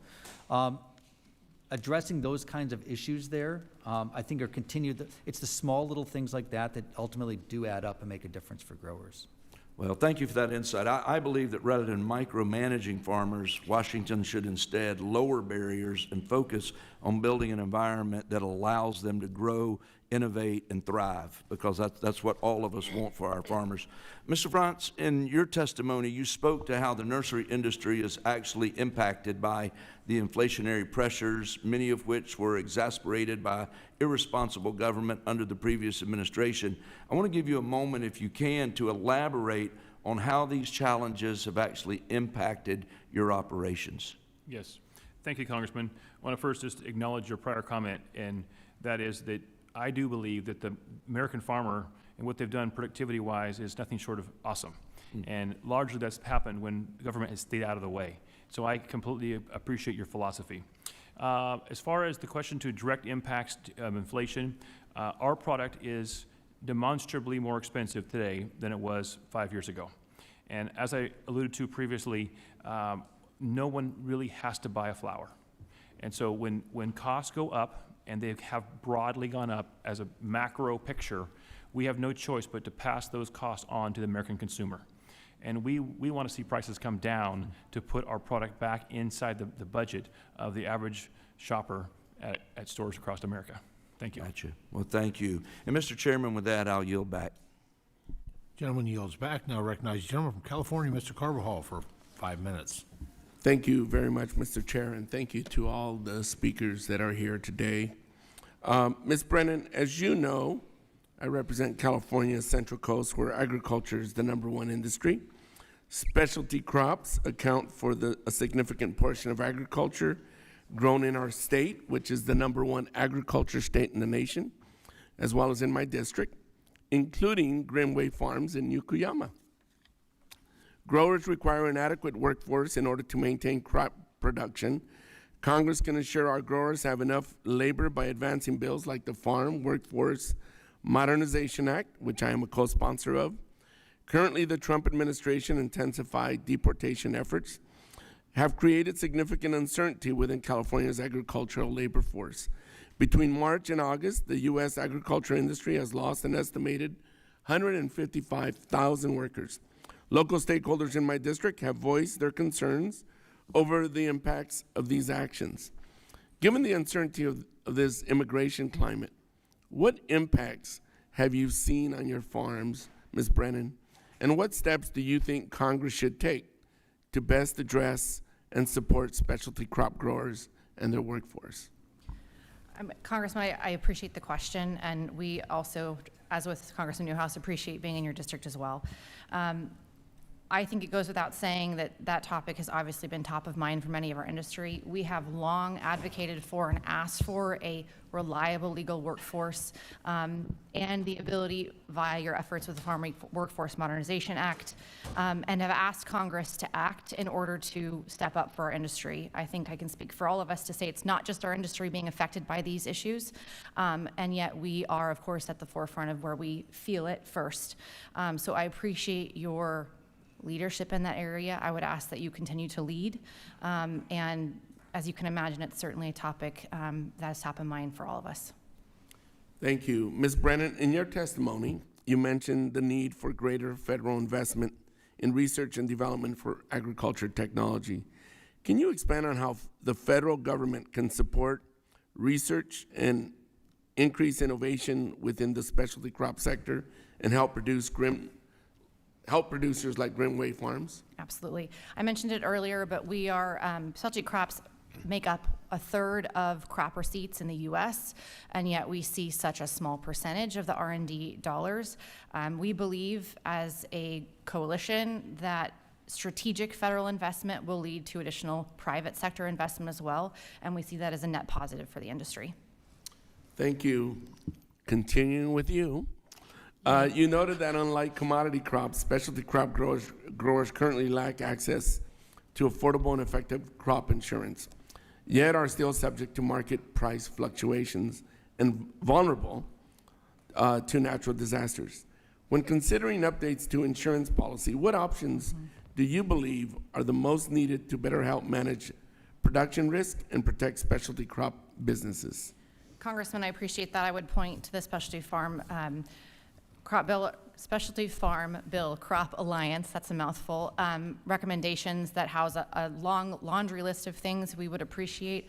Obviously, a lot of our specialty crop growers are operating without a federally subsidized safety net, so anything to add to that program would be incredibly helpful. So we'll follow up with that full list as well for you if you'd like it. Thank you. Ms. France, you mentioned that certain exemptions on the tariffs have saved your industry millions. However, there are other inputs still subject to tariffs that are currently impacting your business. Can you share what inputs are still impacted and how they are affecting your farms, as well as how those tariffs might be impacting other nurseries like those in my district? Yes, Congressman, thank you for your questions. And thank you for highlighting the labor issue and for your leadership in that area. Certainly, your comments highlight the need for labor reform. To your question, I'll give you an example. A lot of nurseries across the country dig trees out of the ground and they wrap them in burlap to protect the root ball and keep them secure until they can get planted in the ground. Burlap comes from India off the jute tree. It's the only place you can buy burlap is off the jute tree, which doesn't grow in America. So there's an example of an item that must be sourced internationally that we would like to see exempt from tariffs. Thank you. Thank you. In closing, let me say my colleague, Ms. Bingray, mentioned therapeutic gardens during this pandemic. I tell you, having worked in the farms and the fields with my father, I did not do a therapeutic garden. I have a lot of PTSD from that work. But I think for those that were able to appreciate and do that, I think it's a great idea. Mr. Chair, I yield back. The chair recognizes the gentleman from Arkansas, Mr. Crawford, for 5 minutes. I thank you, Madam Chair. I appreciate it. I know this has already been brought up by several of the members already, and I kind of came late to the game, but I appreciate the topic. I'm not going to ask our witnesses to answer, but I do want to add my voice to the chorus of people raising the alarm about H2A. In the last Congress, and this, you may have been made aware of this, but in the last Congress, we actually stood up under Chairman Thompson's direction and under his leadership, we stood up an ag labor working group, bipartisan group, and spent about a year or so meeting with various stakeholders across the country, representing a diverse mix of crops and production and all of that. And at the end of that effort, like I said, about a year-long effort, we came up with 21 recommendations to the committees of jurisdiction, 15 of which were unanimous in their adoption. All 21 recommendations were certainly bipartisan, but 15 were unanimous. And so this was definitely a solid work done by the participants, the panel on the Ag Labor Working Group under this committee. The sad part about this is that the Ag Committee, where the bulk of the subject matter expertise resides, is a committee that has no jurisdiction. So we're relying on 5 other committees to essentially do the work to address the needs of the H2A workforce. And the bigger problem here, as you know, the things that we can't control. For example, commodity markets. We can't necessarily control prices of commodities. We certainly can't control the weather.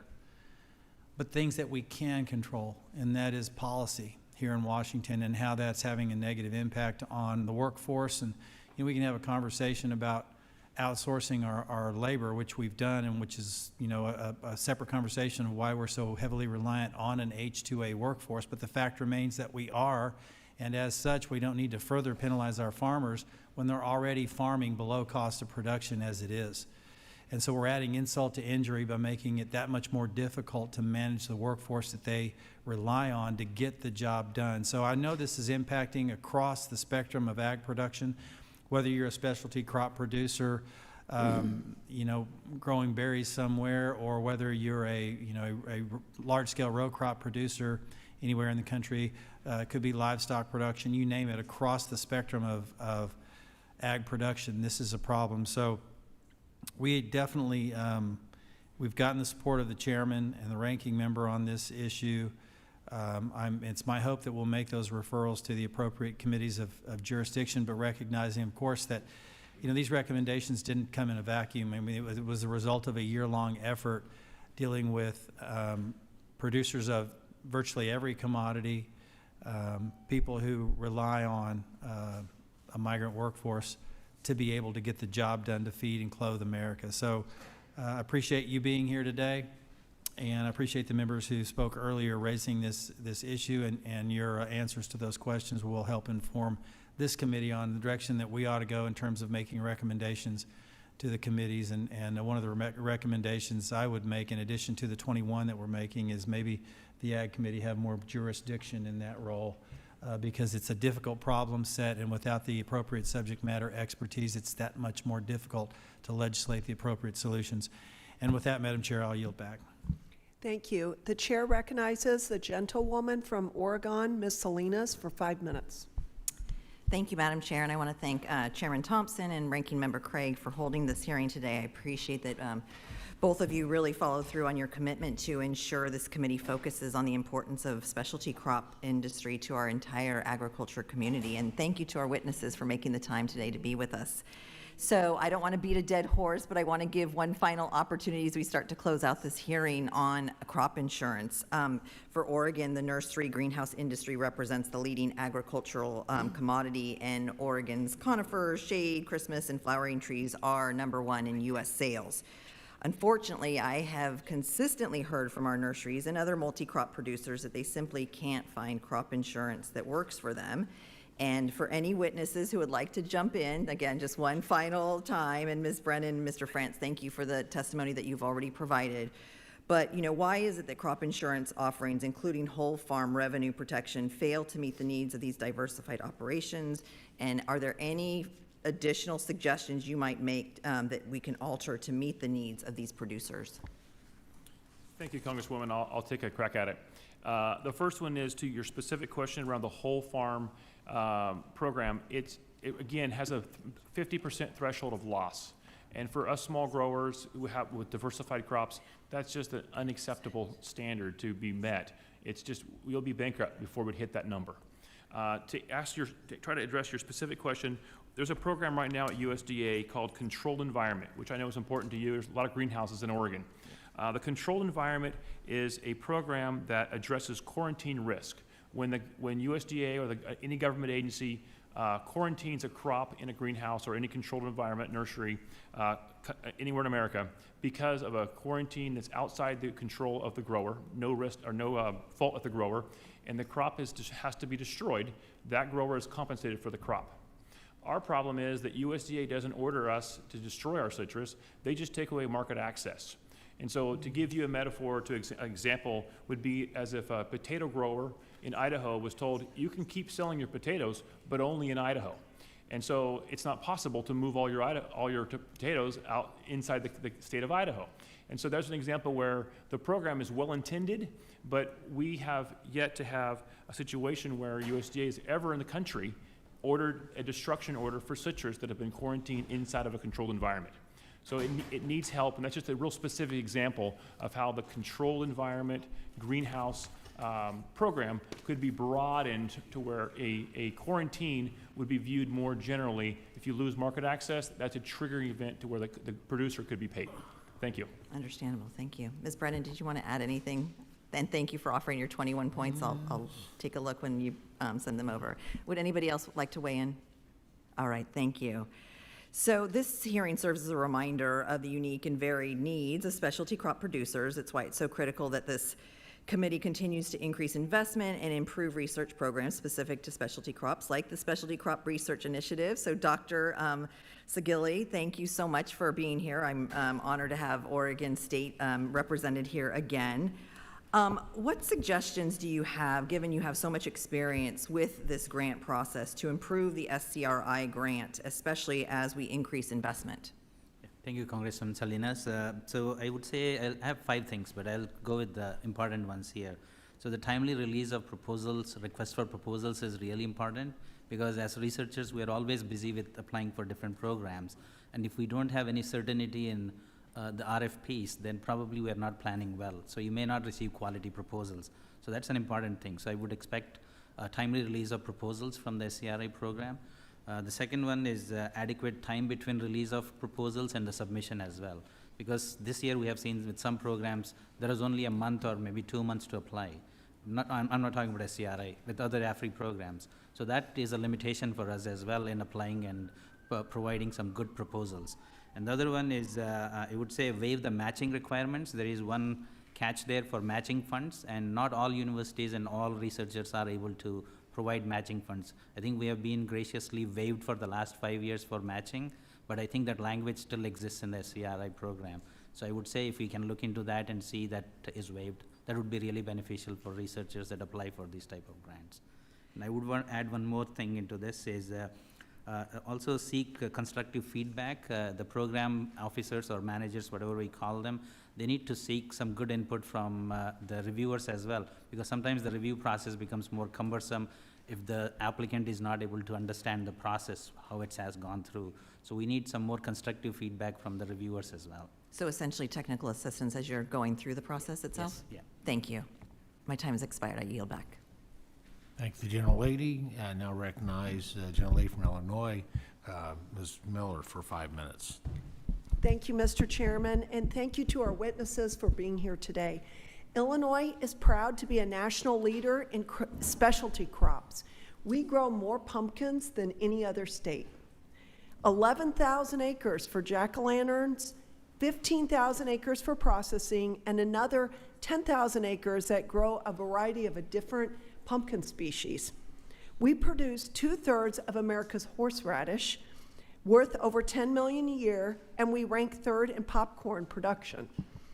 Altogether, specialty crops in Illinois cover over 83,000 acres and generate nearly $500 million annually for our family farmers. But these farmers are being squeezed by skyrocketing input costs, labor shortages, pests and disease, and unfair foreign competition. Too often, Washington's policies ignore our specialty crop producers. Our farmers don't want handouts. They want Washington to get out of the way. They want a fair shake in the marketplace, and they want the tools to keep producing the safest, healthiest food in the world right here at home. As we start having more Farm Bill discussions, we must ensure it reflects America First agriculture, supporting our growers, strengthening our food security, and keeping our family farms in business for the next generation. So my first question is for Dr. Boring. The Specialty Crop Block Grant Program provides critical research and resources for farmers. How can we strengthen this program so Illinois growers have the tools that they need to succeed? Appreciate that question. I would say a big step has already been taken. I've increased the funding capacity within the program. That certainly helps. I think those steps that have been implemented over time of increasing the program flexibility, of state determining priorities, that regional work that's often so fundamental for how universities put adequate resources at a problem.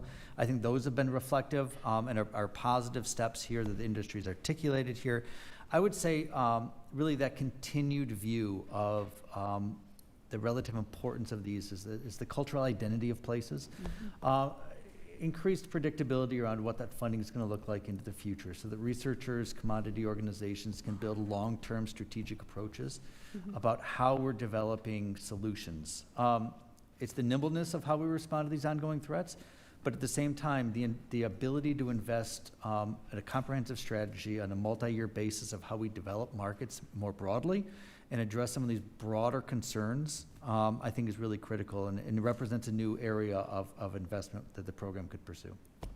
Thank you. Ms. Brennan, labor shortages and rising costs are squeezing family farms. What improvements to crop insurance and support for mechanization would help U.S. producers compete fairly against cheap foreign labor? Yeah, I think to your point about mechanization and automation, I think any additional federal strategic investments in those areas will help tremendously for the family farmer or for any farmer in specialty crops. So I would be supportive of that, and I can pass along additional feedback. But again, the Specialty Crop Farm Bill Alliance priorities details that pretty specifically, and I think will act as a resource. Thank you. And Mr. Franz, combining high input costs and foreign imports, it's been undercutting our growers. What changes to crop insurance would give American specialty crop producers a fair shot instead of pricing them out of the market? Thank you, Congresswoman, for your question. First of all, as a person born on Halloween, I thank you for those pumpkins that your state is growing. To your question about automation, to my colleague, I would ask that you would work to get tariffs removed from automation machinery that comes in the nursery industry's case, often from Western Europe, nations like Holland. The Netherlands lead the world in nursery automation, and it would be extremely helpful to us as growers to have tariffs removed on specific pieces of machinery that cannot be sourced domestically.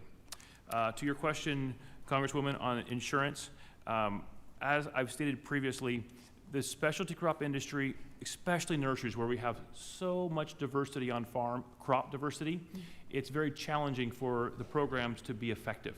And so I would ask for an opportunity to brief you in more detail where we could explain what we think is a better path forward to make nurseries be more eligible for specialty crop insurance. Thank you.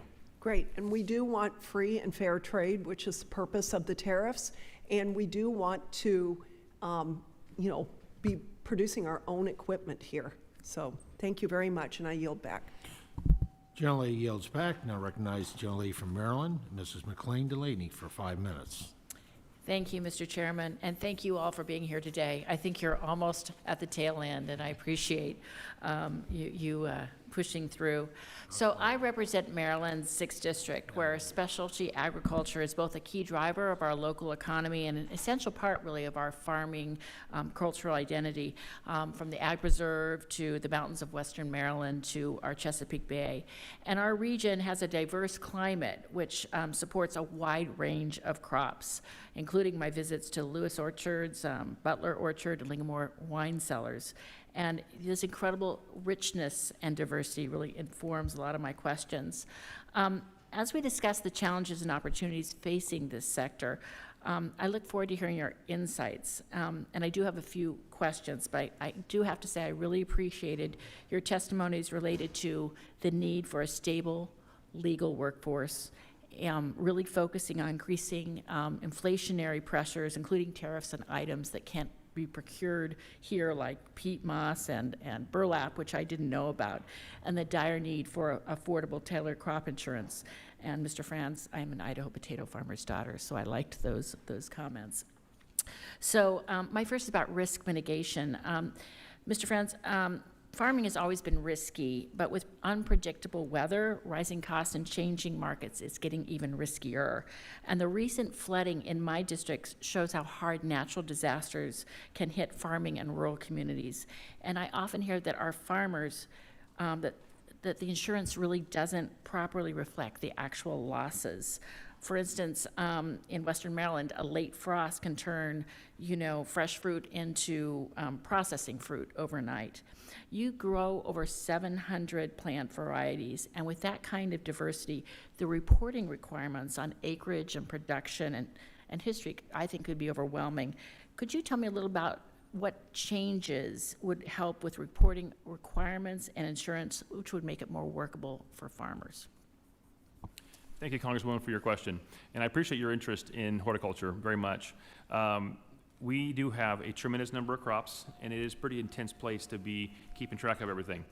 We have full-time people that all they do is drive the farm and update our inventory in order to ensure that we're able to meet the reporting requirements that we have in place to be compliant, and for our sales team to be able to know what plants look like at any given time. I also appreciate your comment about the urgent need for a legal workforce. If I think about what I hope everyone here remembers when we leave this hearing, it's the urgency around the need for a labor workforce solution. Exactly. Thank you. So, Mr. Sugali, I've really been impressed by your research on honeybees and nutrition and pollination, really critical work for agriculture. Many of our bureaus and research institutes in Maryland have focused on a lot of that. We are proud to host USDA's Bee Research Lab at the Beltsville Agricultural Center, BARC, and which really has been a center of innovation for over a century. USDA's recent proposed plan of reorganization includes closing BARC, which is very sad to many of us within Maryland. And while I'm deeply grateful for Senator Rollins' focus on data and open communications and collaboration, I'm also very concerned about the long-term effects of USDA's research capacity and the loss of decades-long institutional expertise due to the relocations. I'd really value your thoughts on why continued investments in USDA research and institutions like BARC matters for the field, and if some of the others could comment as well. Thank you, Congresswoman. So the Beltsville Bee Lab is really critical. It's a historical lab, and they have a lot of specimens as well from a long time. And I think it's a really critical that we keep those labs there because it's strategically located as well. It's not about whether it will serve in a different location, because they are strategically located to serve the Northeast as well as all the regions in the country. Exactly. So we have, I think I have signed a petition as well for that to request that the Beltsville lab should stay there, because all researchers across the nation that do honeybee research, they all appreciate how valuable this Beltsville lab is in the DC area. So God I bless you for appreciate this. your input on that as well. Does anyone else have any comments on USDA and research and location? Thank you for the question. I'll just reiterate that, or come in behind and say that the Beltsville Lab is the location where some of those trees are located that are very permanently rooted into the ground. Yes, thank you. I'm running out of time and I yield back, but I will be submitting questions for the record. Thank you. Thank the gentlelady. Now recognize the gentleman from Wisconsin, Mr. Weed, for 5 minutes. Thank you, Mr. Chairman, and thank you to all of you for being here today. You know, as eating healthier becomes an increasingly popular topic for the American people, I think this discussion today is especially pertinent.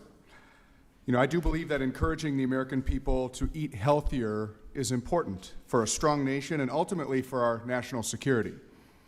It should go without saying, of course, that meeting the demand to do just that depends on having a specialty crop industry. Wisconsin is obviously known for its famous dairy products, However, the state is also a leader in a multitude of specialty crops. Door County in my district is globally renowned for its cherry industry. Additionally, many people do not know that Wisconsin produces 60% of the country's cranberry crop. Other specialty crops Wisconsin leads in are snap peas, ginseng, potatoes, carrots, and green peas. Additionally, Wisconsin ranks third in the country for the number of organic farms. I look forward to continuing the discussion here on how we can better support and enhance the specialty crop industry in the upcoming Farm Bill, and have appreciated what we've learned thus far.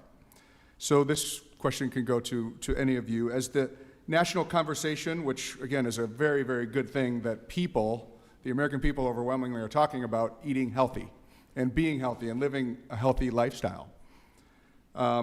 Can we expect that specialty crop producers, as well as those who may want to begin to produce specialty crops, are we able to meet that demand with the current state of specialty crop programs? Congressman, I'll just make a quick comment and pass it on to my colleagues, but I just want to say to you, thank you for your support of the Farm Bill. And I'm the farmer on the panel, so I don't have a lot of technical expertise, but I can tell you that American Hort, who I represent today, was supportive of the last version, and we just want to see something along the lines of what was passed last time, or what was proposed last year, moved forward. In other words, if I could be just so direct, we would be super happy to pass what's in front of you. Thank you. Mr. Boring? I would certainly say that the nation, and the upper Midwest in particular, has the capacity for the production to be meeting this challenge ahead of us, right, of how we're feeding ourselves in a more wholesome manner. I would say the way in which we go about that's very important as well. And running parallel to with the theme that food security is national security, of certainly putting in place the structures and the mechanisms and the policies to not only be eating healthier, but caring and investing in where we grow those sorts of products. If you wouldn't mind, I would add this. Obviously, we take our job very seriously to bring fresh and healthy produce to tables across the world. But I would add that to the extent that Congress can reaffirm the USDA's authority to drive domestic consumption and promotion, we would appreciate that greatly, because I think there's certainly no shortage of a desire to grow more for folks, but that's certainly a need that I think USDA can fill. Well, Mrs. Brennan, how do you specifically expect organic production to fit into this discussion? I thought you'd never ask. Thank you, Congressman. I appreciate it. As you may be aware, organic sales, specifically in crops led by fruit and vegetables, accounts for about 58% of the organic market. We see that driving about $9 billion in sales, which is a huge economic driver. We've seen consumption go up and interest go up. So we do see it as something that can drive market advantages for us as growers, but also for anyone interested in getting organics as well. So exciting times ahead. Well, can you elaborate on the growing importance, on organic crops in our in our agriculture? Yeah, I mean, overall, we're looking at that becoming the economic driver around pricing, availability. I don't know if you want me to touch on something specifically, but I mean, I'm happy to chat further outside of this, but something we're very proud of as a large organic grower. Well, yeah, we'd definitely be open to that outside of this. So how should the upcoming Farm Bill better support and address this growing sector, in your Absolutely. I opinion? believe we have at least one recommendation I referenced earlier, which is looking at the transparency with which NOSB is looking at policies every 5 years. Farm Bill can address some of that to bring stakeholders to the table, so that every 5 years when we're looking at the NOSB policies, they're allowing tech and the latest information to inform what that looks like going forward. Great. Well, thank you for this great discussion, and as we all continue to make America healthy again, and it is very important. So appreciate it. Mr. Chairman, I yield back. Gentleman yields back. Thank the gentleman. Now recognize the gentleman from New York, Mr. Mannion, for 5 minutes. Thank you, Mr. Chair. Thank you to the witnesses who are here today. Today's farm economy is flashing red due to too many variables that are creating a lack of predictability, increasing high input costs, volatile trade policy, uncertainty around immigration, and farm labor rules that are shifting week to week. So this administration's approach has created a lot of whiplash and not enough predictability. Shifting away from specialty crops, my heart goes out to all of you, but Also to corn and soybean farmers across the country who have seen once reliable export and aid markets stall, leaving them with plentiful harvests, but too few customers because of the tariffs. I appreciate the comments from some of my colleagues today on both sides of the aisle as we had a discussion about automation and farm machinery that is not produced domestically. And my guess would be that there is very little expectation, realistic expectation, that that farm machinery and automation would quickly be made domestically, and therefore our farmers need help now. Congress shall have the power to collect taxes, duties, imposts, excises, to pay debts, and provide for the common defense and the general welfare. I am a team player. My team is the House of Representatives. Trade policy is our job. But just yesterday, in the Rules Committee, a rule was passed to prevent privilege floor motions related to tariffs from hitting the floor. So we have ceded our power. Why? Why have we done that? It's an easy thing that we can fix. All we have to do is our jobs. In central New York, the pain of the multitude of variables are showing up in our specialty crops. New York is the #2 apple producing state with roughly 30.5 million bushels projected this season. Our grapes and wine support thousands of jobs from the Finger Lakes to the Mohawk Valley, on farms and in packing houses, tasting rooms, and small businesses throughout our communities. When trade relationships are fickle and labor rules change week to week, we are not serving our farmers well. We need to fix that. We need to fix it together, and we can fix it because it's our job to fix it. In the midst of these challenges, it's important to highlight what is working. Through the Specialty Crop Block Grant Program and Specialty Crop Research Initiative, New York universities and growers are leveraging federal support to deliver practical solutions like tackling spotted lanternfly and fire blight and helping producers access new markets. Recent increases for these programs were the right call. Now USDA must keep those funding opportunities predictable and on time so growers can plan ahead. The bottom line is that New York farmers need open markets, a committed and legal labor force, and science-driven resources that keep their farms resilient. And I am ready to work with all of my colleagues to deliver solutions to keep our ag economy strong. As a former biology and chemistry teacher, Dr. Segili, I'm going to ask you a question. In your expert opinion, using the research that is available, in my conversations with local farmers, neonicotinoid seed coating is an essential tool that they need to be able to assure their crop yields. In your opinion, is there a significant negative impact on the honeybee population as a result of the use of neonicotinoids? Thank you, Congressman. So there's been a lot of research in the last 15 years on neonicotinoids, and what we have seen is it's still mixed results we are seeing, or conclusions. So there's no conclusive evidence at this point that just the neonics are causing it, but I think they are contributing to some degree to the decline in bee populations. But I don't think they are the primary cause for the declines at this point of time. Thank you. I appreciate it. Thank you, Mr. Chair.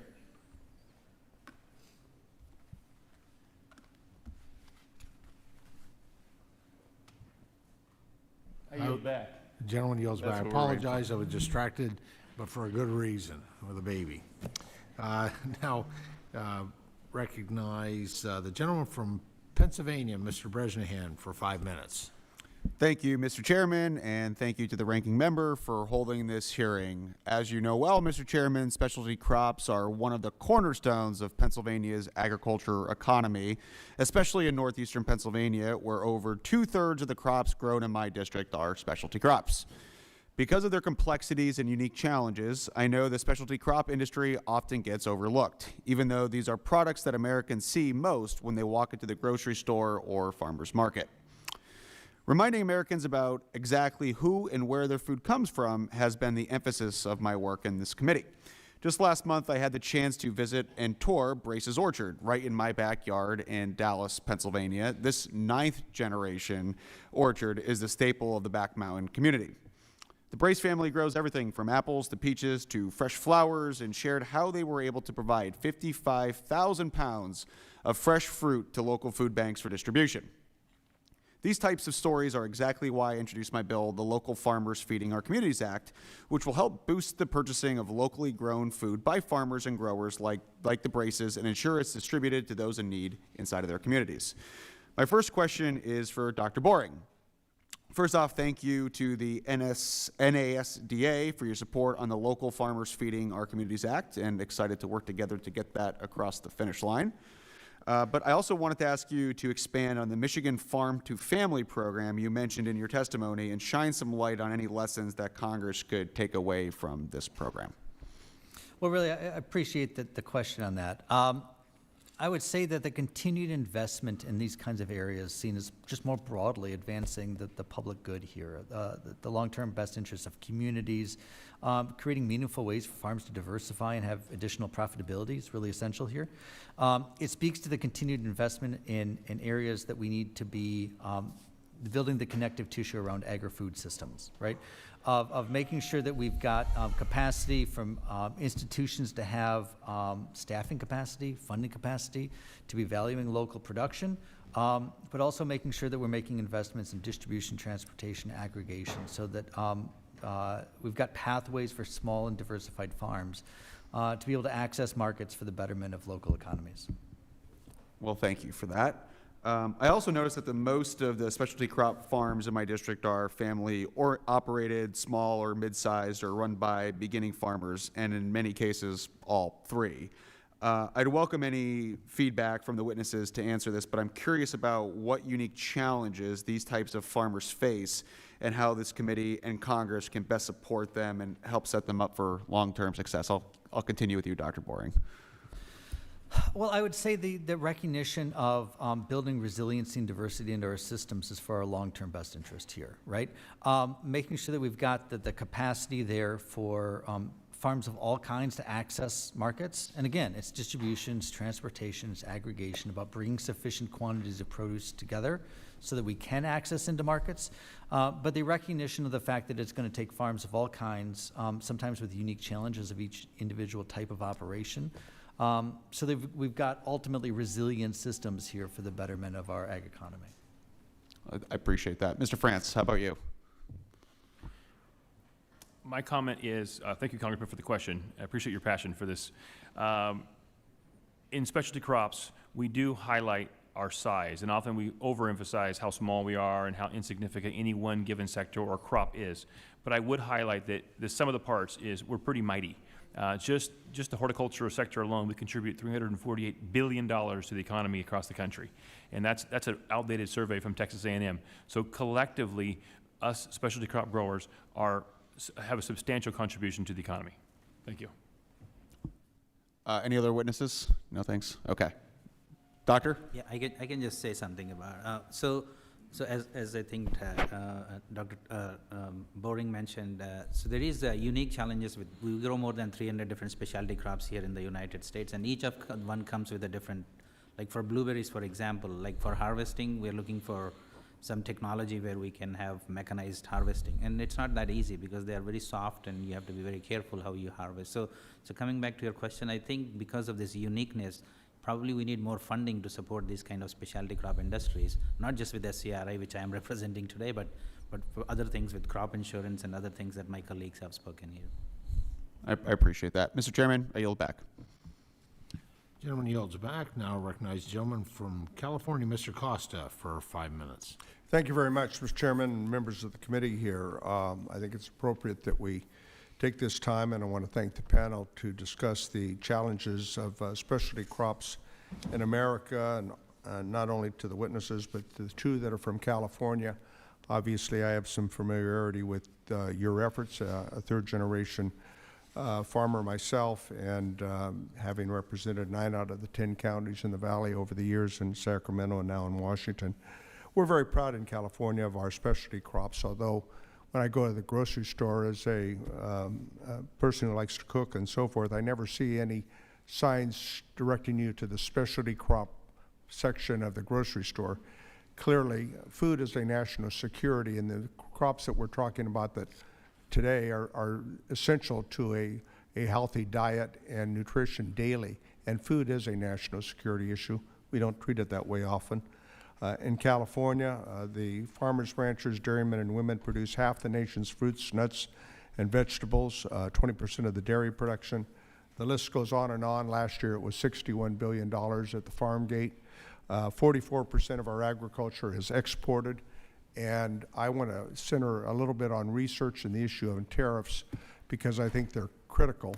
Right now, this issue of mass deportation, which has brought fear in the agricultural labor market that I've not seen in my entire life. 70% of our workforce, unfortunately, is undocumented, and it's a problem. But tariffs create uncertainty, and they're attacks on not only American consumers, but also American producers, agricultural producers, as well as manufacturers. The impact of trade, let's start there. And I want to find out from Ms. Brennan and Mr. France the uncertainty that's been created over the last 6 to 8 months on these tariff wars. What does that do to your ability to market as Grimway Farms does so successfully, Ms. Brennan? And I'm glad you talked about the organic production. Yeah, absolutely. I thank you for your question, and thank you for your leadership in the Valley. I will just say personally, I've appreciated for your time in Congress very much and your representation of our industry. I would say that, we haven't seen necessarily a direct impact for us. However, the uncertainty is absolutely something that the industry and specialty crop industry speaks of quite often. I think to the extent that Congress can step in to ensure that we have market access domestically and internationally to compete globally is incredibly important and will continue to be important. Because you're price takers and not price Correct, makers. sir. And so the world markets for all of the different commodities that you grow, and the same with you, Mr. France, is depending upon what the world market is. Mr. France, you want to comment? Yes, Congressman. Good to see you, a fellow Central Valley resident.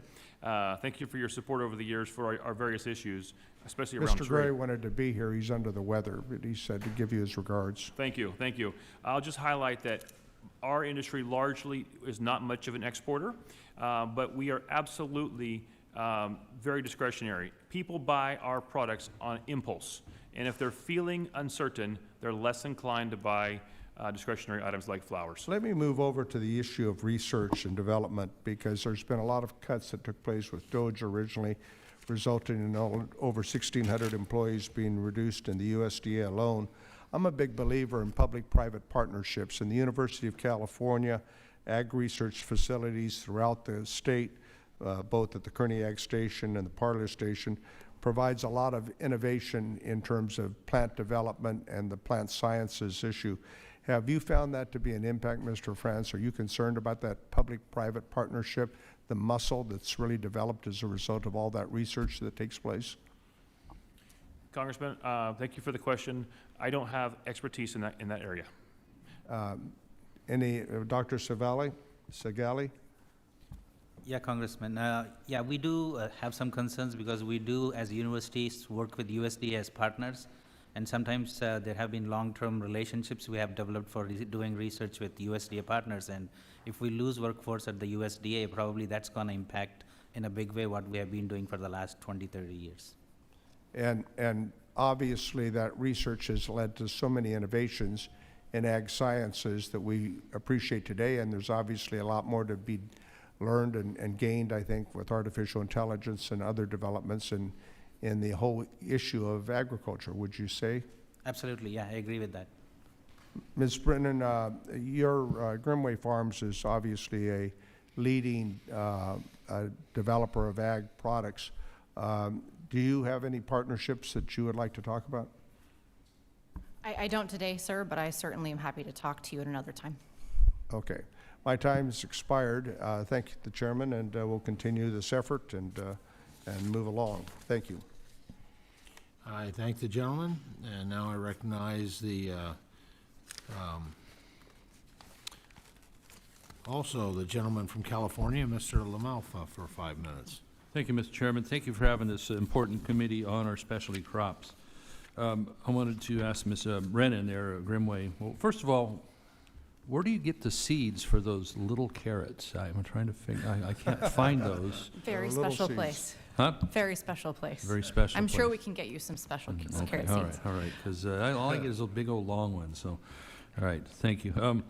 That's not the real question. So I wanted to cover with you a little bit, it's a bit of a, it's a big deal. The H2A, we've had a skyrocketing the number of positions that were requested and certified in just the last 20 years or so. And this isn't necessarily in our committee's jurisdiction, but would you talk to us a moment about how important it is that we reform H2A and get the labor we need here, and just how difficult it is right now, or how do you see it? What do you see as the future of the whole industry if it continues to be this difficult?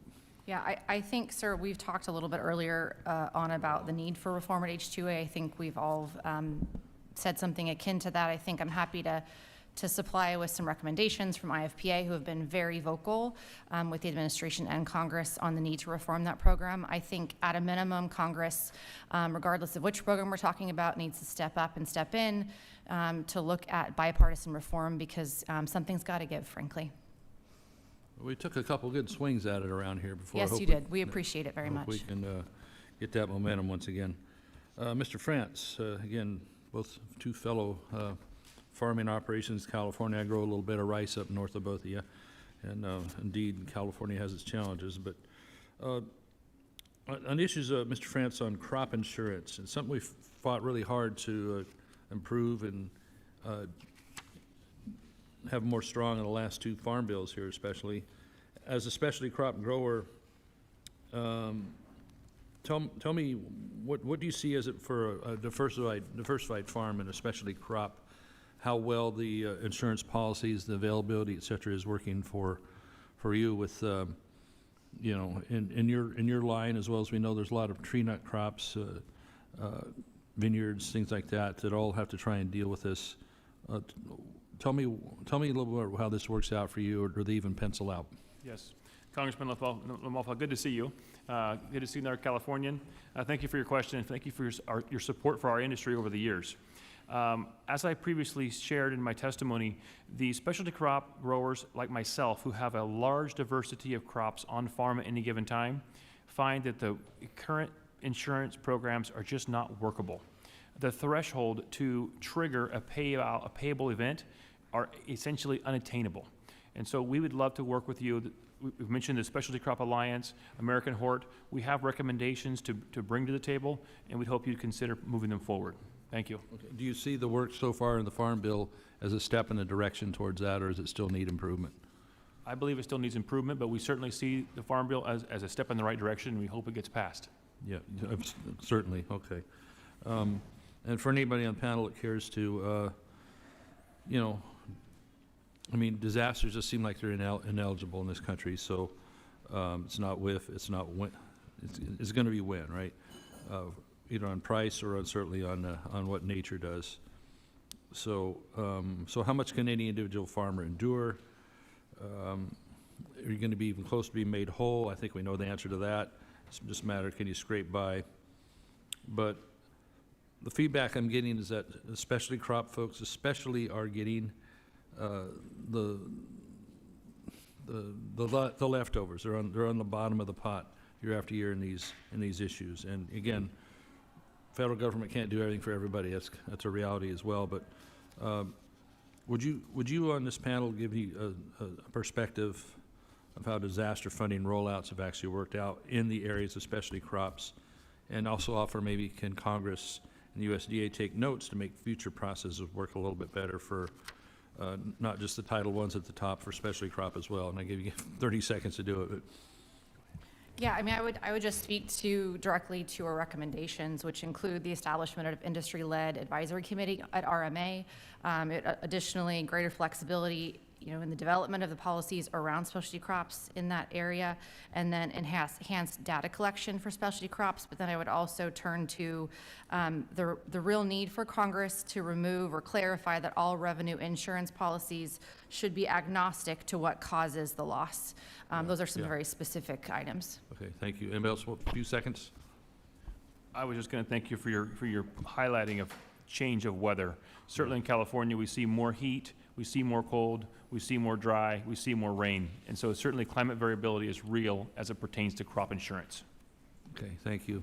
That underlines why we need to have more water storage to catch the water before it runs away instead of being snow sitting up there on the mountain all year. So let's build some dams. And I'll yield back, Mr. Chairman. Thank you much. Thank the gentleman. Now recognize the gentleman from North Carolina, Mr. Davis, for 5 minutes. Thank you so much, Mr. Chair, and to the ranking member, to our witnesses who are here today. North Carolina's 1st district is well known for different row crops grown in the district. There are many that may not know, but we tend to rank number 1 with sweet potato production, and I'm really proud of that. In addition, the district produces countless berries, vegetables, cultivated trees. With this increased production level comes the need for a stable and affordable agricultural workforce. So I would like to focus my attention and question briefly on the H-2A program for any of the witnesses. What specific challenges, especially related to costs and harvesting, do specialty crop producers face compared to those when using the H-2A program? Congressman, thank you for your question. I personally am not an H2A user, but a large number of nurseries, especially on the East Coast, South and Northeast, are, and it is an indispensable program for them.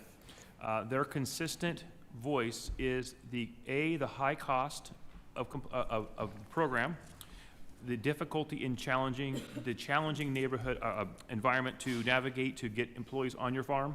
They would ask that there be a single electronic application process to be able to streamline getting people onto farm. And the last one is just the variability of cost, even inside the same contract year.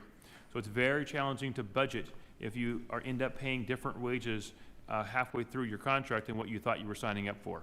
So again, it's indispensable. We don't want to see it go away, but it could absolutely, as you've heard us previously testify, could use some help. Thank you. Thank you for that. As I said earlier, sweet potatoes are huge for us in North Carolina. North Carolina farmers produce over 60% of the total U.S. market.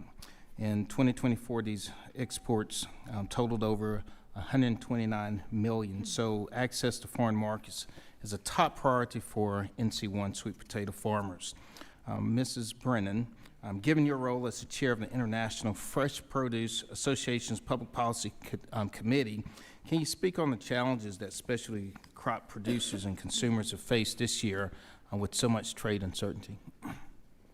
Thank you, Congressman. I appreciate the question. I think our members see a lot of benefit in programs like market access and technical assistant task for specialty crops. I think they see that as critical in opening new foreign markets. I think I would also add that there's a real need, and we've referenced it earlier in the hearing, for some trade enforcement to protect the growers here and resources to ensure that they can compete fairly in the global market. Well, thank you so much for that as well. The monocrop pest management program, or the R4 program, has been essential for specialty crop growers in their fight against different pests. The program allows the crop protection industry to provide safety, effective, and economical crop production products for growers of specialty crops. For all of the witnesses, anyone would like to weigh in here, or what specific ways has the R4 program benefited the specialty crop industry? Congressman, thank you for the question. IR4 is especially important for the nursery industry because many of our crops are so small that our pesticide or fungicide needs, the usage, the quantity of usage is so small that private chemical companies don't wish to invest in pursuing that particular market. So we can use the federal funds to help leverage research in continuing to develop additional crop protection tools that are vital for our crops. Thank you. Anyone else? I would add just one additional thing. I think there's a very direct ask from the industry that Congress would provide no less than $25 million annually to that program to ensure, and more, we will take more, believe me, to ensure that we have the crop protection tools necessary. Okay. Well, let me say, Mr. Chair, to the ranking member, thank you so much for this panel today, and to all of our witnesses, thank you for being with us today. I yield back. Gentleman yields back. Now recognize the gentlelady from Texas, Ms. Dela Cruz, for 5 minutes.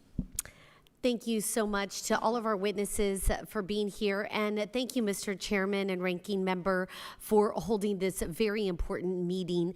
My name is Congresswoman Monica Dela Cruz, and I have the honor of representing Deep South Texas, including the McAllen, Edinburgh area, which we are known for our citrus and for our specialty crops.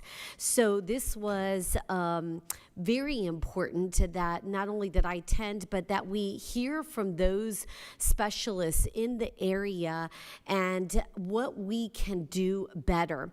In my district, my constituents, my farmers and ranchers have complained about two things. One being the 1944 Water Treaty and how the Mexican government has failed to abide by the treaty, thus not giving our farmers and ranchers the water that we have desperately needed. This is not a new problem. It's been a problem for over 80 years. And sadly, previous to me becoming the Congresswoman for South Texas, there was nothing done about it. And even more sad because of the lack of effort that was done by the former congressman in this area. Sadly, we lost the only existing sugar mill in Texas. And what a devastation for our economy, for the loss of jobs, and those farmers and ranchers who just worked years doing something that they loved. Thankfully, earlier this year, under a Trump presidency, we were able to do two things. The first is hold the Mexican government accountable and force them to give us the water that they owe us. And the second is to give them the economic relief so that they could keep their farms and keep farming because we were very, very close to losing our citrus industry. So I'm very glad that I was able to work with the chairman here for Ag Committee, as well as Secretary Rollins and Secretary Rubio, and of course the White House having their support. But the fight is not over. And in fact, when I've been listening here in this hearing, I'm hearing things that I've heard over and over again. Number one, from the H2A working group that the chairman put together. And actually, Congressman Gabe Vasquez mentioned it. And it was simple process and simple changes that we could make to the H2A program that would make significant difference. That's why I proudly introduced something called the Bracero Program 2.0 Act, because it has common sense, and I see Michael writing it down. Thank you. That's the Bracero Program 2.0. A lot of people know this. Bracero program was in the 1960s. It was widely successful, and what it did was it helped our farmers bring over the labor that they needed to help them farm. This is hard work, and we want to make sure that we have a process in place to get the labor market that we need. And what this will do is ultimately drive down prices and also save farms, because right now they're having such a hard time finding labor. So what does the Bracero program do? This legislation will streamline the application process, which I heard earlier just a second ago. Someone was saying we need to streamline the process so that there are not so many applications to do, but we have one process.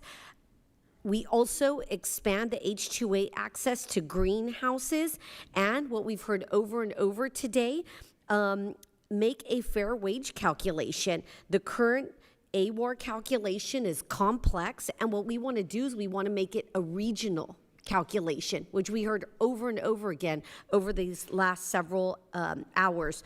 Allow for a 12-month contract instead of a 10-month contract, have regional labor permitting, and single petition for staggering needs, and then, of course, streamline recruiting.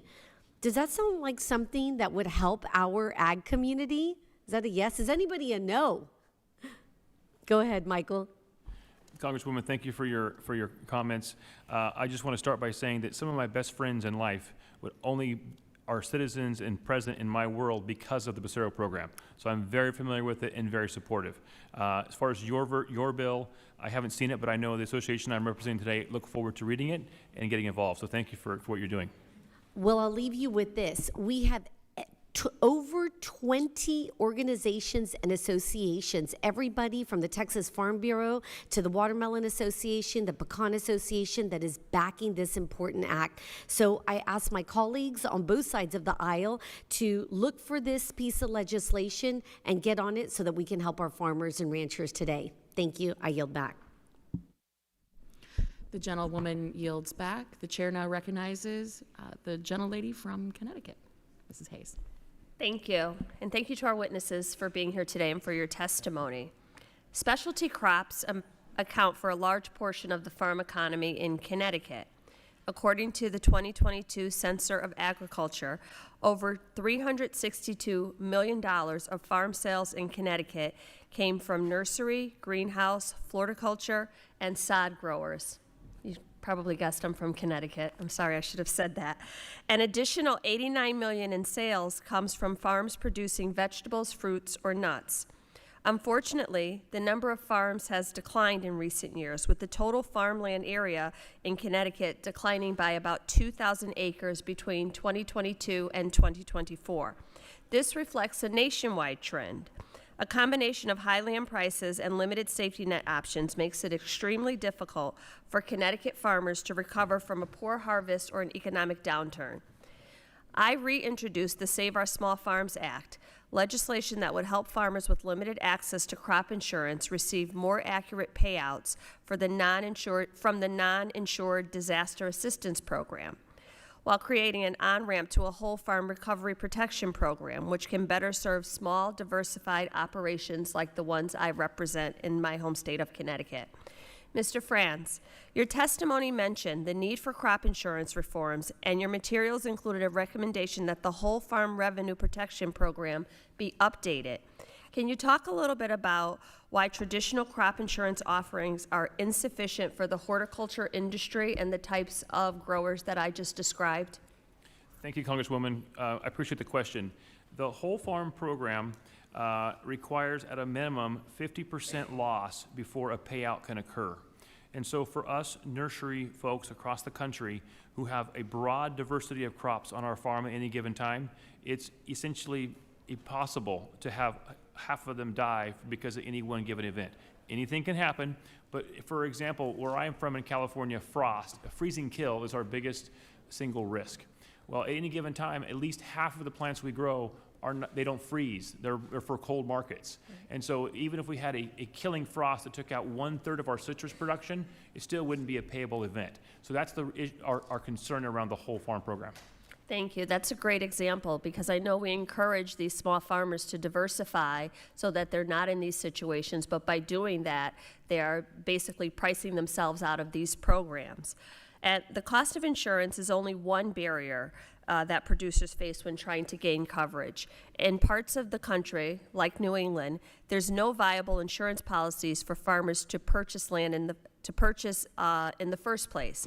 The agents have no incentive to create new products. For those who cannot access insurance, USDA offers limited resources.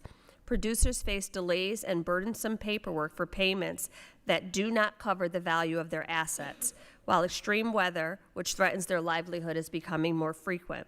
Mr. Brennan, In your testimony, you said USDA must be empowered to develop a better safety net for specialty crop growers. Can you tell us what Congress can do to create practical and competitive insurance offerings in places like New England and similar regions? I'm sorry, Mrs. That's okay. You can call me whatever I'm you'd so- like. no, It's no, no. okay. Thank you for the question. I appreciate the sentiment in your comments. I think the Specialty Crop Farm Bill Alliance has a pretty hefty list of recommendations that includes a number of items. One thing that comes to mind, and just to sort of riff off of what Mr. Franz said, is that there's a real call to create a advisory committee at RMA that would inform what that crop insurance could look like from the perspective of a producer and a specialty crop grower. So bringing that voice to the table, I think, would go a great deal of a way to where we need to be tomorrow. Thank you. On this committee, I really try to amplify the voices of small farmers, because the only way our ag ecosystem works is if everybody feels represented and included. And while much of the work that we do really is to the benefit of large farmers and people who are single industry producers, there are lots of other farmers who, either by design or default, end up not being able to access these programs. And we really have an opportunity on this committee, based on the testimony of people like you, to really think about the nuances that our farmers face and our ag producers face, and make sure that we are doing the most good across the entire industry. And with that, I yield back. The gentlelady yields back. The chairwoman now recognizes herself for 5 minutes. I'd like to thank our witnesses for appearing before us today. And as a Floridian and the lone Floridian on this committee, I am particularly excited about this topic. Obviously, home to over 300 specialty crops, Florida is a leader in this space, and so it's an honor to not only serve on this committee, but to be the voice on behalf of the thousands of producers that call the Sunshine State home. The latest census of agriculture proves the robust nature of Florida's specialty crop industry. In 2022, the state sold over $1.4 billion with a B dollars of fruits, tree nuts, and berries, $3.4 billion in nursery, greenhouse, floriculture, and sod, and over $1.9 billion in vegetables, melons, potatoes, and sweet potatoes. These specialty crops represent more than half of the total value in agriculture sold this year. Now, I know it is not the purview or jurisdiction of this committee, but I would be remiss if I did not mention the importance of labor in today's hearing, as we all know that specialty crops require a tremendous amount of labor. And as I speak to our producers around the state and quite frankly around the country, we all recognize that there is a dire need for reliable and affordable labor. But we have a challenge in this country. I'm hopeful that one day we can have a conversation about the need for reforms and the specialty crop research also that is so dire for this industry. I'm hopeful that we can have a different conversation about keeping the industry resilient and well-funded. So I'm going to begin with you, Mr. Franz. You had mentioned, talking to my colleague from California, that the Farm Bill was in a step in the right direction. Now, as you know, Florida's nursery and ornamental industry is one of the largest in the United States, yet it faces hurricane risk, pest threats, and supply chain disruptions. Specifically, what improvements could be made to crop insurance and disaster relief programs to better serve our nursery and specialty crop producers? And I know that we know the shortcomings broadly, but if you could speak to specific fixes that Congress could undertake, that would be appreciated. Congresswoman, if you'll indulge me, I'm going to answer your question because you said hurricanes, slightly different. You have a booming citrus industry in Florida. You're the most important, one of the most important industries you have in your state. There is a particular request I have of this committee. I'm all ears. And that is that there are challenges in the citrus protocol, the citrus regulations that deal with what to do with breaches. We grow our citrus inside USDA certified houses that exclude pests in order to prevent your citrus orchards from being the continued spread of HLB. When hurricanes come, or even small breaches, but certainly hurricanes are a significant factor in a big one, it's very difficult, if not impossible, for the nursery growers in your state to get recertified. And in some cases, the lack of recertification is more impactful to their business than the hurricane itself.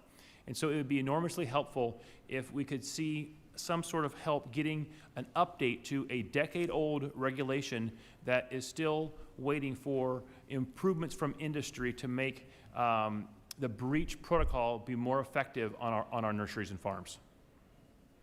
That's very helpful. Thank Thank you. you. Thank you. And I want to echo, I mean, the citrus industry, as we know, you can't really talk about Florida without talking about citrus. And I am fearful that with every grove that goes under and another housing development replaces it, that just breaks my heart. That could be the final crop. So that is something very, very tangible that I believe we can undertake, and I will follow up with you to see if we can get that addressed immediately. Thank you. I appreciate it. Thank you.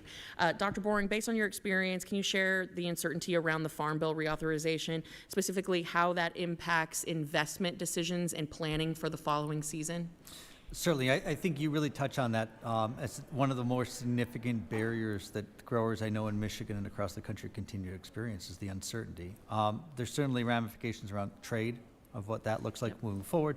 But the standing up some of these more significant, more comprehensive risk management strategies. I'll additionally highlight some of the concerns and the pressures of uncertainty on permanent crops. Of how growers need to forecast far into the future of what return on investment is going to be. So oftentimes when we're establishing asparagus, apples, cherries, there's a delayed payoff there before those crops become fruit-bearing, that we can start gathering investments. So growers in those industries in particular are really plagued by the uncertainty that's currently out there, with some of the uncertainties certainly around Farm Bill, about how we make long-term bets on the futures of these industries when there's so much hanging out there that we're just not sure about at this time. No, thank you. I agree wholeheartedly. The uncertainty is absolutely something that has plagued the industry, and we need to do a better job here in Congress in delivering. So my time has expired. At this time, I wish to recognize the gentleman from Michigan, Mr. Tandahar. Thank you, Chairwoman, and thank you, Ranking Member, for organizing this hearing, and certainly welcome to all of our esteemed panelists here. Particularly, I want to welcome Dr. Tim Boring, a fellow Michigander. Good to see you, sir, here. My name is Shri Thanidar. I proudly represent Michigan's 13th Congressional District, including the great city of Detroit. And, I want to particularly talk about Detroit, and I understand, Dr. Boring, as you said, Michigan is, a leading specialty crop state with over 300 different crops. I want to focus a little bit on Detroit, which is a big part of my district. 35% at or below poverty level. During COVID, our city indiscriminately suffered lack of nutritional products is a huge issue. Now with the SNAP cuts, that's just going to go into a huge disadvantage. Many food deserts in my district, in Romulus and parts of Detroit. And I've firsthand seen constituents, the only access to food is gas stations. With lack of public transportation, there is no other place they could go receive food. We do have a lot of blight and a lot of empty spaces. I see homes, and then I see another block empty. What can we do to encourage urban farming? I know there are some good efforts in Detroit, but not enough. Not enough to provide the good nutrition my constituents need and deserve. And with the lack of SNAP funding, this is going to be a critical issue. How can the farm bill that's coming up, how can that make a difference for urban farming? How can we get good, nutritious food in the hands of people? Well, I'll say that Detroit's really been a pioneer in the urban ag effort across the country. And I'll commend the city for making investments of standing up Office of Sustainability and funding positions within city government that recognize the importance of urban agriculture. Visiting so many of the farms in the Detroit area, it's really struck me of the power of food as culture, as social connectiveness of economic opportunities in places that don't often have enough of those. So one of the big emphases is our department of how we've sought to increase economic opportunity and the livability of places. Certainly, I think it's an important pathway in rural America that's got a number of challenges. But the same kind of power of those programs to urban areas as well, to increase livability of places, to increase economic opportunities, to build social culture, to invest in a meaningful way into the future of communities. And a lot of that's food, right? So it's really struck me as the power of this kind of work to transcend geographies and particular demographic areas. The recognition of agriculture as a way that moves all of us ahead, I think, is really critical at how we frame these issues and approach the work. Thank you. Thank you. And I want to particularly honor our former U.S. Senator Debbie Stabenow and her great work in the agriculture area. I want to go back to the climate vulnerabilities, and anyone on the panel. How can the Farm Bill help mitigate some of the climate vulnerabilities for small farmers? I'll talk very briefly. The pieces of how we potentially link conservation programs with risk mitigation and the recognition of investments in the soil capacity to weather drought, to weather too much rain, those have demonstrable benefits of how we build in resiliency. And it becomes hard sometimes of how we bring together siloed programs in different areas. But I think there is a lot of power there about how we more effectively use taxpayer dollars to achieve goals on multiple different fronts. Thank you, Dr. Boring, and my time is up, so I yield back, Chair Boone. I thank the gentleman, and before we adjourn today, I invite the ranking member to share any closing comments that she might have. Thank you, Mr. Chairman. I so appreciate the opportunity to listen and to learn from our witnesses here today. It's no surprise that America's specialty crops are valued at over $115 billion annually, and that our fruits, vegetables, tree nuts, spices, and decorative plants are enjoyed worldwide. We have heard from a wide range of stakeholders that interact with the Farm Bill's specialty crop programs and have shed light on these programs' successes and opportunities for improvement. As we wrap up this examination of the state of the specialty crop industry, it's clear that folks across this industry face unique challenges that make it even more difficult to navigate farm uncertainty, labor shortages, disaster recovery, and the ever-changing tariffs. I would like to thank our witnesses again for their time and expertise here today, and I remain committed to continuing this conversation and working on tailored and permanent legislative solutions to make sure that the specialty crop industry is adequately supported by the Congress. Thank you again, and I yield back. I thank the ranking member. I also want to lend my thank you to our witnesses for bringing your expertise to the table here and helping us shape future policy that we will see here. Thank you to the staff, all the staff that have worked so hard to make sure that this we were prepared for, and quite frankly, were able to conduct this, without a glitch. It was much appreciated. While the specific number of specialty crops grown in the United States is not fixed due to ongoing innovation and variety, the total number of varieties grown is somewhere well over 1,000 in our country.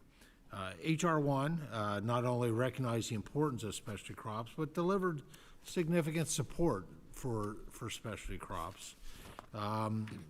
Whole farm revenue coverage is increased to 90% to expand access for specialty crops.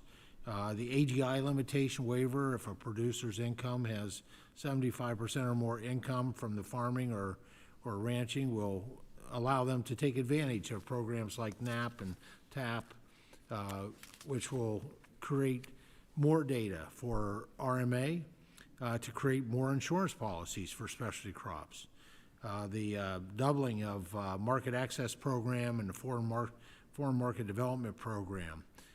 $95 million a year increase to specialty crop research initiative, $15 million increase in specialty crop block grant program, $15 million increase in plant, pest, and disease management and disaster prevention program.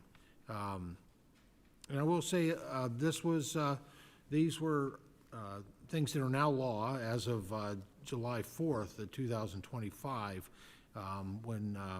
when we included Farm Bill 1.0 in the HR 1. But these are all initiatives that we really developed in a bipartisan way under the Farm Food and National Security Act of 2024. And we did that working with you all. You all have been at the table, whether it's been here in Washington or, quite frankly, those Farm Bill listening sessions in about, I don't know where we are, 42 different states, one territory. You all have been at the table and helped us to shape what we're able to achieve using the vehicle that was presented to us, which was the Budget Reconciliation Act. But there are more that remains to be done. That was very clear from your presentations, your written testimony, your oral testimony, and the interactions with all the members here in the committee. We need workforce certainty. Without it, we have food insecurity, which leads to national insecurity. We need new trade wins that benefit specialty crops. We need the opening of the humanitarian aid pipeline that includes specialty crops, so that it's another market for us as we serve people in other countries that are living in conditions of famine and starvation. We need fixes to other things that, as we go forward, we know that we need to do with Farm Bill 2.0. Fixes to the research programs, carve-outs for mechanization and automation. We need to improve specialty crop block grants to enhance producer collaboration with states. Reauthorize the market access programs for specialty crops with further improvement to crop insurance. My prediction is, till we're done with adding what we've accomplished with Farm Bill 1.0, with what we know and we need to do in 2.0, and your testimony has been very instructive of what we need to do, we will have probably the strongest and the best Farm Bill for specialty crops that we've ever seen. And so thank you for being at the table to help to shape that. So under the rules of the committee, the record of today's hearing will remain open for 10 calendar days to receive additional material and supplementary written responses from the witnesses to any question posed by a member. This hearing of the Committee on Agriculture is adjourned.